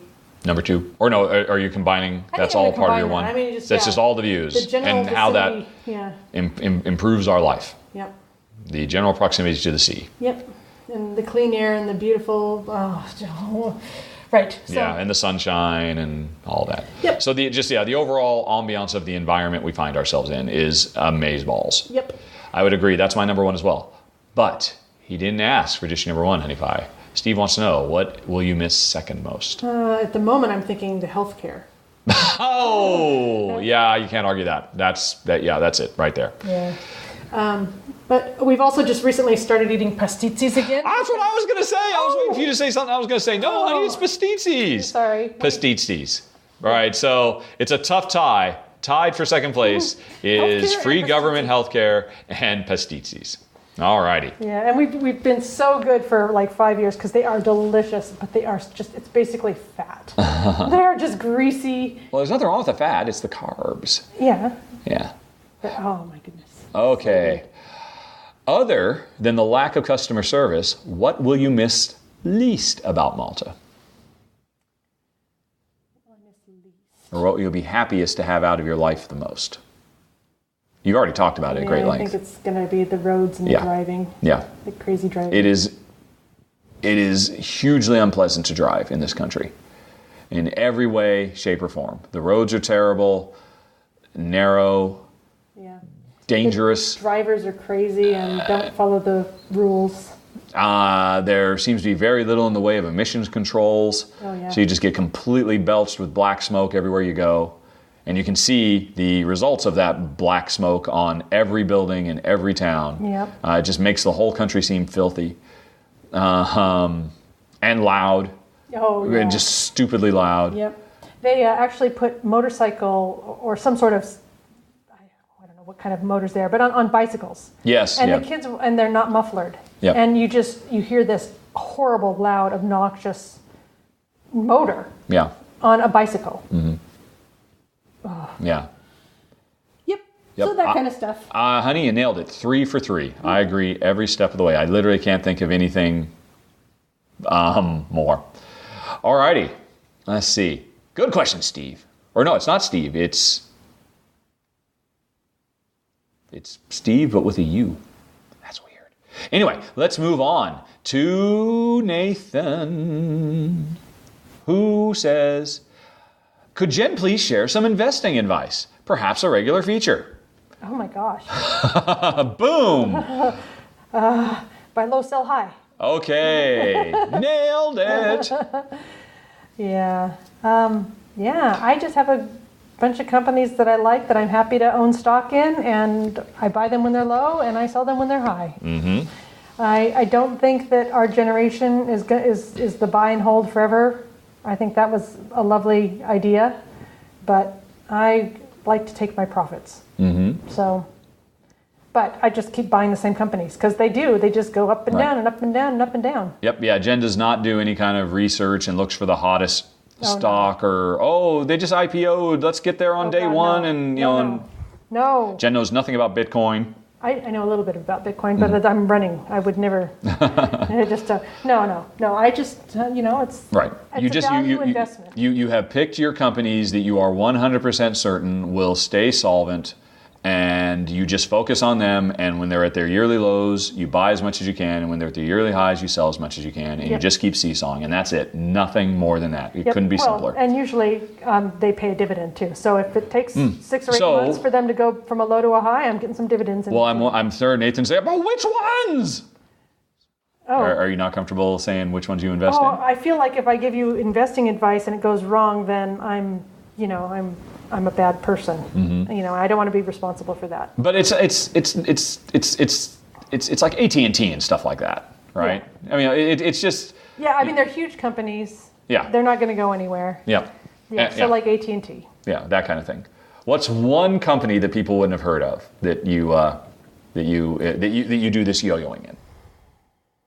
Just give them a taste. Oh, there's some British ones I've been doing. They wouldn't have heard of those. But I don't want to do that. All right, then there you go. Okay, so we bought some Domino's. Domino's pizza when it was low. I mean, why? Because it was low and people. But how did you know it was low? Pizza. So how do I tell if they're low? I look at the 52-week, low and high. Yeah. And if it gets close to the 52-week low, and the PE is reasonable, I'd like to try and I'd love it if it's a PE of 15 or less. But generally, I just look at because things are, like I said, up and down. Where was I going? Oh, Domino's? Yeah, so Domino's was just really low. But how did you know it was really low? Because did you read some kind of alert on some website or something, or had you already been following Domino's? Actually, that particular one, it was in the UK, so it was Domino's.l, DOM.l, and there was it's a list, because I don't know a lot about British companies, and we do have some retirement money in the UK, so I want to do well with that. So yeah, I do subscribe to a guy who does just announcements of what companies are paying dividends, what the percentage of the yield is, and that sort of thing.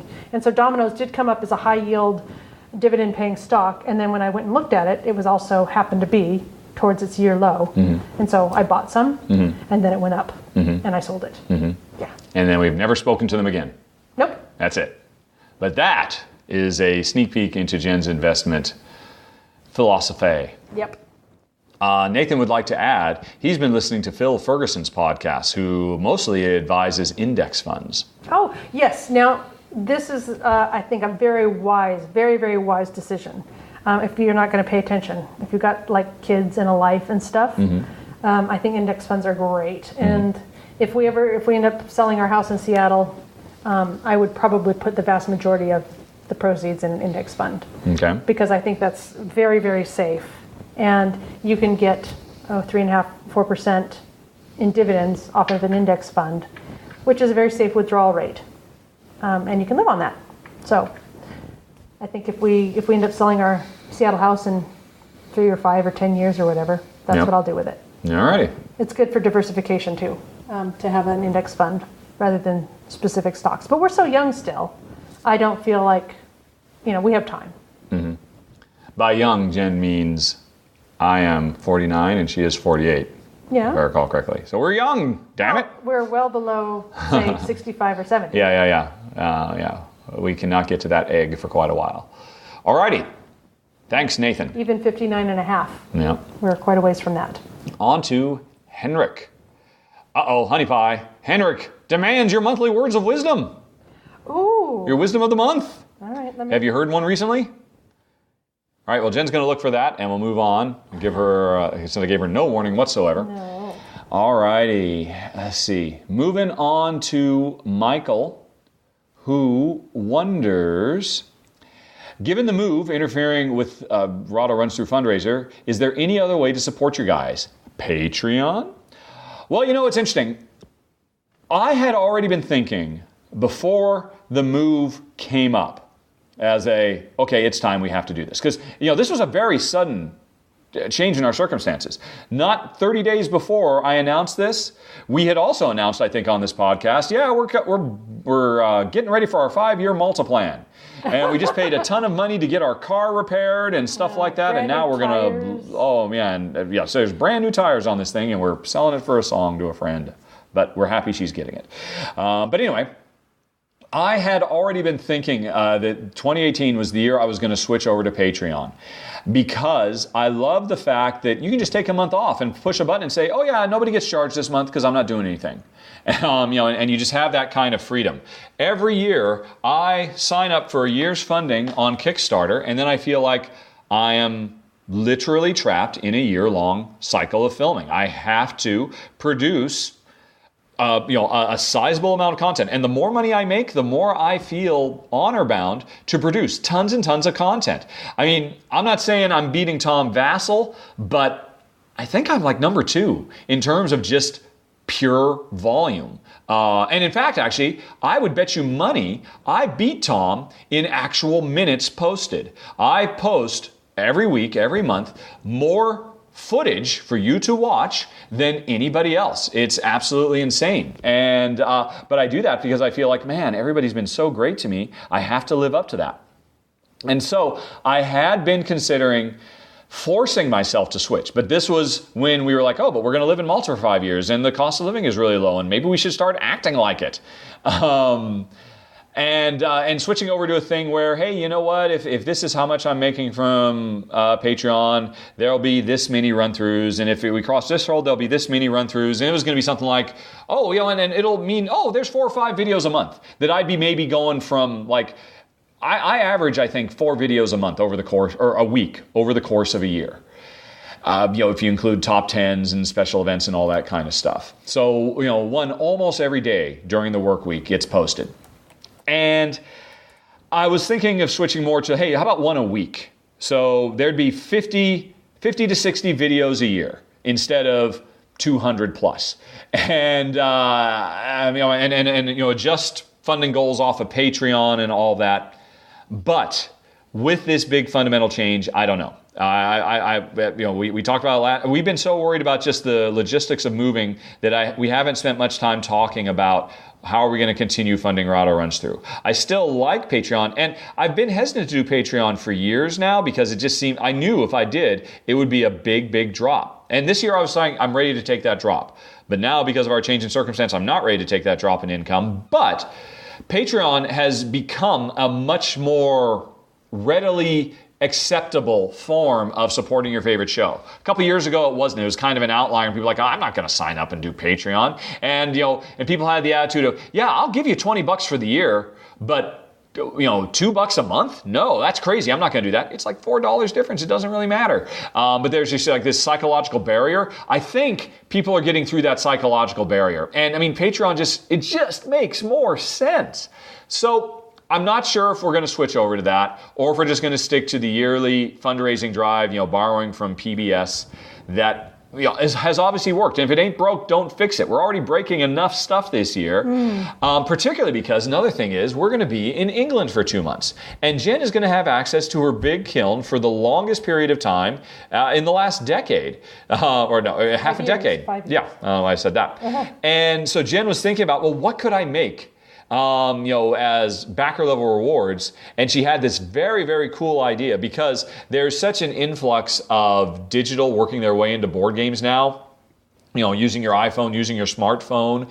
And, Jen had an idea for how to make these cool glass phone/tablet holders that you could put on your table that, would be custom handmade by her with all kinds of cool colors and, and maybe the Rahdo logo on it that she could sandblast in and stuff like that. And she could make a bunch of those during those 2 months, and they would be a really great Kickstarter reward for people who want to back at a higher level. We have no idea if there'd be much interest in that or not, though. I mean, it's not like they're just for playing games. They're just nice to have your phone on your table so you can see it without having to hold it, stuff like that. So she was thinking about that. But if we did that, we would have to run our campaign in April, like we always do. And so that Jen would have orders because she'd have to get these things made before we went to the States. But if we do that, then I'm right back to, well, first of all, that means I'm committing to trying to bang out a whole bunch of videos throughout May and June and July, and that's going to be murder. I've been killing myself for the last 8 and killing Paulo too, for the matter, and killing Jen. I've been killing a lot of people for the last 8 to 10 weeks, trying to get a big enough backlog of games filmed so that I can still have a regular, consistent Rahdo Runs Through release schedule when things slow down and we're on the road. So like Jen said, I mean, we filmed Paramedic Clear the other day. I'm probably not going to put that video up for a while. It's going to sit in the queue because the voted ones will go up, but I'll have it so that, hey, I haven't put up a video for 2 or 3 days. Okay, time to put up the Paramedics Clear video. So we've just been filming a ton of stuff lately. And to have to continue with this breakneck pace to make up for that big gap we're going to have, because in June and July, we're going to be too busy moving into mom's house, moving mom's house into our house, getting that house in Seattle fixed up, because we've been renting that thing for over 2 decades now. And it needs a lick of paint. It needs some love and attention. So there's going to be so much stuff going on, I won't have time. But again, that's why Patreon is so beautiful. But Patreon doesn't really lend itself to physical rewards at all. And so there's a big question of, is Jen and Jen's Glass going to stay involved in the Rahdo Runs Through? Because we both just really enjoy that. It's a great way that our two professions can intermingle. So it's tough. I don't know. This is my very long... but this is the kind of stuff that is just... we're not even talking about this stuff right now, because right now we're taking a break from just packing, which is really all our life is about these days. And playing and filming more games. Oh my gosh, so many. Although we've mostly gotten through that hump now. Well, you said just yesterday you have 10 more. Yeah, exactly. And I said you can do them once we've packed. Yeah, we'll see how all that works out. Yeah. But anyway, let's see. Where was this? Where was that question? Oops. Oh no. Who was even asking this? Oh my gosh. Somehow I bumped away. Oh yeah, no, that was Michael. So that was his personal question. Sorry, Michael, I don't have a clear answer.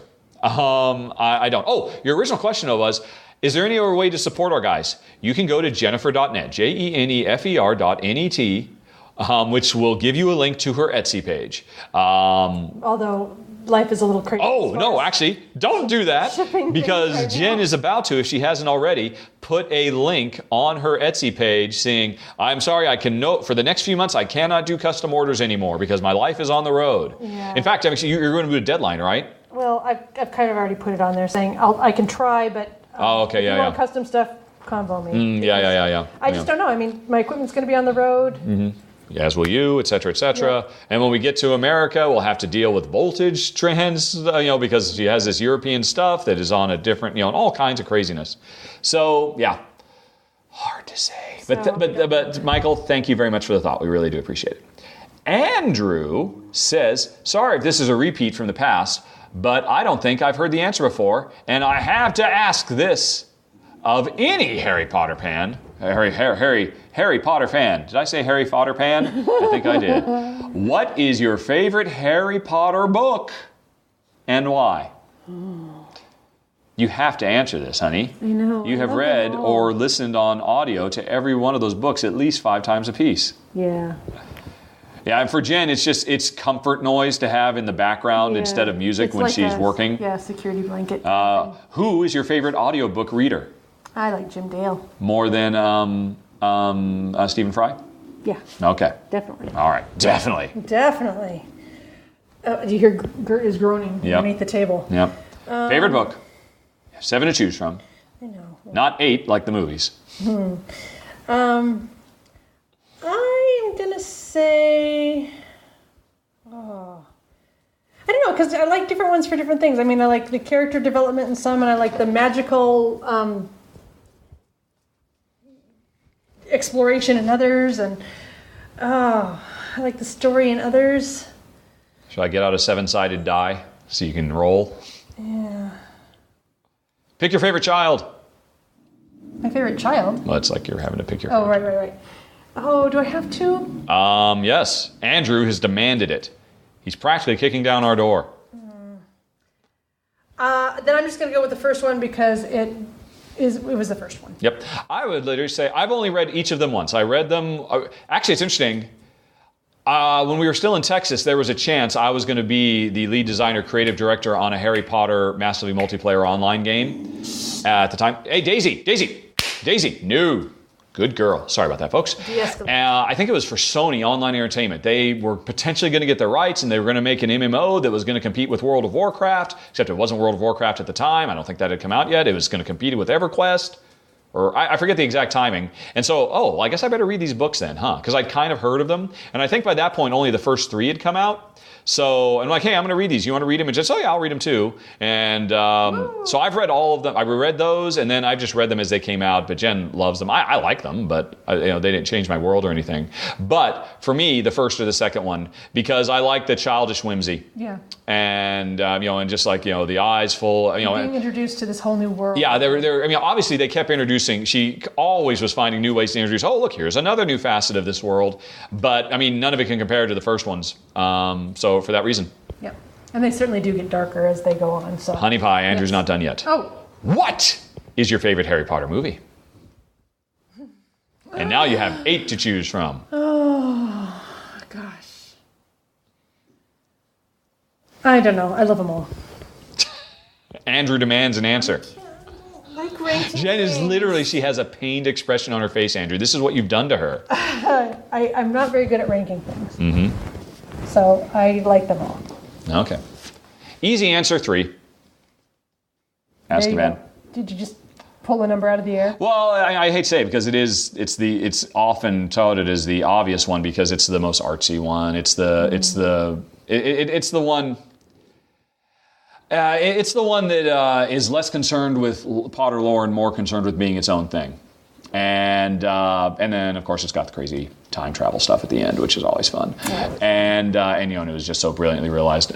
But yeah, I mean it's the most beautiful, it's the most engaging film of all of them. Right. So you're welcome, Andrew, for. Hope you enjoyed that for the pain you just put Jen through. You're not even going to try. Come on, you have to.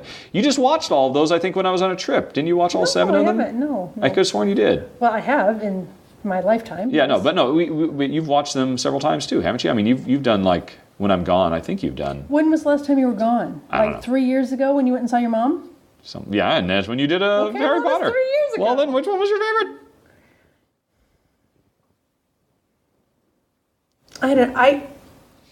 I really like the last one. The final. Well, there you go. Why was that? Wasn't so hard. Yeah. Why the last one? I just feel like it was people came into their own. Mm-hmm. All the various characters came into their own, and I think the acting was really good. I just enjoyed it. Okay. All right. Good answer. No, there are no wrong answers here. Okay. Theo says, I've lived in Japan for 5 years and then moved home to the States. I found the reverse culture shock to be more difficult than I had expected. For instance, I found large stores like Walmart's and even standard grocery stores to be overwhelming. Honey Pot. Well, I think we've already answered this, but what are you anticipating? Oh, no, I haven't. What are you anticipating having to grow accustomed to upon our move back to Seattle? Having to grow accustomed to. In that it will be tricky. I mean, you could say, "Oh, I'm looking forward to getting accustomed to good customer service," but there's nothing like, "Oh my God, I can't deal with this customer service." What will we not be able to deal with that you are looking forward to growing accustomed to? Well, the bathroom door. Yeah, you broached on that earlier. That's a good one. Not looking forward to. What are you anticipating having to grow accustomed to? I mean, the obvious one is the weather. Yeah. That's gonna be a big one for Jen. Like you talked about this, you're gonna need to get one of those lamps. Well, maybe. I think we'd also talked about traffic the other day, didn't we? Yeah. I mean, Maltese driving is its own thing, but at least there's only so many people around. Yeah. And I was thinking, if I get this kind of stressed with just driving with, the 40,000 people on Gozo, how am I going to be with, 4 million in my general vicinity in the Seattle area? And Seattle's got some of the worst traffic in America too, I believe. So I think probably that. I think I also think I've become a European in my driving, in that I have to have 5 things on my list before I will get in the car to go do them. I don't just hop in the car and go get milk. Mm-hmm. I would not do that, and I don't think I will do that in Seattle either. I think probably I will still. There's grocery stores within walking distance. I'll probably do a big shop at Costco for stuff that we need in bulk, and then do weekly shops for other things. All right. And also, actually, we had talked a couple podcasts ago about, like in America, you can get grass-fed beef, and you can get, dog food barf kind of dog food for your dogs and stuff like that. So I'm sure that we will do some research into that, because one of the nice things about being in over here is that the food is just a lot healthier. There's not the high fructose corn syrup and everything, and the partially hydrogenated oils and stuff. So I'll have to be doing some looking around at how to make sure we continue to eat well, because I don't want to start putting that kind of junk in my body. Good answer. Okay. All right. I'm sure Theo is pleased. Then we move on to Steve, who says, do you have a date for your move to England? At what point your content will be put on hold? The date when my content will be on hold. Well, like I was just saying, my intent is that won't happen. That's why I've been, April. Yeah. Well, no, I mean, I've already started giving publishers our address in England, telling them, do not send it today, because it will be soaked by the time we get there. I'm sitting out on the stoop for 2 weeks. But yeah, I mean, there's already 4 or 5 games that are getting sent my way that should be arriving shortly after we get there. And like I said, I mean, I've got a backlog of games, so that I will just be, I mean, I should, by rights, I filmed, I should just go and make them all live right now. Although, to be fair, I can't, because some of them are on deadlines. Well, no, I was going to say because Paulo hasn't noted most of them. Because so Paulo's the holdup. Well, yeah, it's all Paulo's fault. If it weren't for Paulo, I would give you 50 run-throughs today, folks. Not 50, but there's a bunch of them. So my intent is that from your perspective, it won't really matter. The bigger question is what I was talking about before is there going to be, if I was going to make that Patreon shift, I was going to try and downgrade. But, in all honesty, I mean, there's a lot of considerations that, Paulo is a consideration too. Paulo is a paid employee. I don't keep that a secret. It's every year. I mean, I make that clear on the Kickstarter page. If I slow down, that means he slows down and he makes less money, and I take that seriously. It's not just me and Jen. So, yeah, there's a lot of stuff that goes into it. All righty. Right. So I'm sorry, I can't answer that question, Steve. I don't really know. My intent is that you shouldn't see a downturn. Given your opinion of the Trump administration, and what would that be, will you be joining any protest movements when you go back to the States, or will you just grin and bear it? Wow. I have not even given any thought to that whatsoever. I have not either. I know you were like really keen when you saw on Facebook that your parents were going to marches and stuff like that down in Arizona and all that. I mean, I think I might go to a march. Mm-hmm. A Me Too march, or or especially ones about women's rights. Mm-hmm. I would definitely be wanting to support that. Yeah. Interesting. I don't know. And Seattle has great public transport, so then I won't have to drive and deal with the traffic. Yeah, and I guess that's another thing about being European. I am so much more likely to take a train anywhere or a bus than to drive. I was thinking we didn't even need to get a car, but with your mom and stuff, we do need to have a car. Yeah. I was tempted not to buy a car when we went back to the States. Yeah, my husband's an American. He's got to have a car. Yeah, I mean, you have to have a car too. You know you do. It's not like we're moving to New York or something. If we were moving back east, you can live your life. Seattle, we could do one of those ride car share things where you just rent it for a couple of hours, do your Costco run, and give it back. Well, park it. All right, if you want to try that, I mean, that'll be a big savings. I'm sure that there must be something. Wow. Look what you've done, Steve. You've ruined me. Well, we also thought that we would just use your mom's car for the first bit, but she just reported it needs brakes. And oh my God, yeah, that thing is so on its last legs. I think, so we were just thinking we'd have to buy a car when we got there, but actually now maybe we just do a ride share thing. What about Dick's Deluxe? We can rent a car. We could the rail link would take us straight downtown Seattle, and then we walk up to Queen Anne and we get awesome dicks. I think this is another answer to the earlier question of what are we getting reacclimated to. That might very well be it. What's the point of having all those wide roads if you're not going to drive them? That's very interesting. Wow, folks. As you can see, things are in flux at the moment. All righty, you were there when Jen I'm gonna have to do some drank some crazy sauce. Yeah, I'll probably research that from England. Actually, we've got enough things to think about right now. Yeah. Do you envisage a time when you will move back to Europe, or do you think you are destined to end your days in the land of the free and the home of the brave? Well, I think we're going to end up back in Europe. Mm-hmm. I think we will. If for nothing else than the healthcare, because that is such a wild card. Yeah. That's huge. Yep, that's rolling dice every day. And those odds will catch up with you eventually. Yep.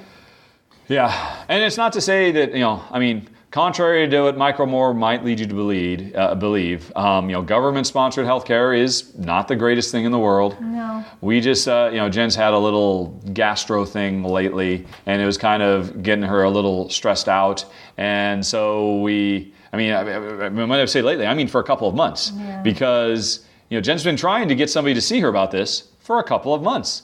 And having to go through referral after referral, and eventually we've got the thing for the GP, we're going, and I went with her, and it's a good thing I did because we sat waiting for 3 hours, and she forgot to bring her phone. Yes. So that would have been a long, painful 3 hours, but I never leave my home without my phone, and so I just listened to podcasts while she read books on my phone for 3 hours on a really uncomfortable bench. Oh, yeah. And now, to be fair, when we got in, she was a crackerjack doctor, and we were really impressed by her. Yep. But, there are downsides to, Social medicine. Yeah, socialized medicine. We've never had anything like that happen to us in all our years in America. I still remember the first time in England when I had food poisoning, and when we called the hospital and they said, just tough it up. Yeah, you'll be fine. It'll pass. When I'd had years ago, remember that? And they just said, no, don't bother coming in. Oh. Yeah. No. In Bend, when I had food poisoning, like, get him in and get him on fluids, and he needs 50 cc stat and all of that stuff. They put you in a hospital room with your butt hanging. Yeah. And I was there overnight, and they took it really seriously because it was a profit-motive-driven thing. They wanted me to come in, and they wanted to treat me and all of that. Well, and you but over here, through your work, so yeah, because I had really good insurance through Sony. But over here, it's like, yeah, why don't you just grin and bear it? It'll be fine. But on the flip side, you get what you pay for. And we're not paying. And yeah, it was painful to sit for those 3 hours, but that's instead of paying, $500 or $600 a month, we paid in time. And we got in and we got really good service. It's just you had to go through these hoops, unfortunately. Yeah. And if you want everything fast, we could get private insurance here, and it would be really good. Yep. But I'm sure that part of their modus operandi is make them go through all these hoops. So a couple months passes, and probably the thing will heal itself. Yeah. So by the time 90% of all ailments are mental anyway. Yeah. Well, I don't want to say mental, but. But yeah, and 90% is an exaggeration as well. But you get the idea. So I'm sorry. What was the question? Yeah, Well, we will. Will we end our days in a country with socialized medicine? I think we probably will. Yeah, and because we are British citizens. Yep. We may not be citizens of Europe for much longer. Come on, Corbyn, you can do it. It's like the case. And Honey Pie, that was it, except for your final words of wisdom. Oh shoot! I've just closed my computer. She just shut her computer down, so now I'm gonna have to vamp. Okay. Hello, my baby. Hello, my honey. Hello, my ragtime gal. Send me a kiss by wire. Okay. Baby, my heart's on fire. Okay. If you refuse me, honey, you lose me. Then you. You gonna finish? No, I was ushered off stage. With the cane that pulled you off by the neck. Oh, baby, come on and tell me I'm your own. Okay, here's this struck me, and probably because of what we're doing right now. But there is nothing in nature that blooms all year long, so don't expect yourself to do so either. Okay. In other words, it's okay to have some downtime. All right. That is good advice for Jen. Yep. Okay, folks, that was it. Another one in the bag. We will be back again next month. We will be recording in Old Blighty, jolly old England, the Big Smoke. Is it called the Big Smoke? No, that's London specifically. Was it the Big Smoke? No, I think it was the Big Smoke. It was the Big Smog thing, but I think they called it the Big Smoke. We'll have to look up. We'll have to get back to you on that next month. We'll be recording from our old, where Rahdo Run Through got started. If you go watch those early videos, it was on our kitchen table overlooking the riverway. We will be back. And if you have more questions, as always, questions@rahdo.com. And otherwise, hope you have a very, very nice day. Talk to you later. So long. Bye.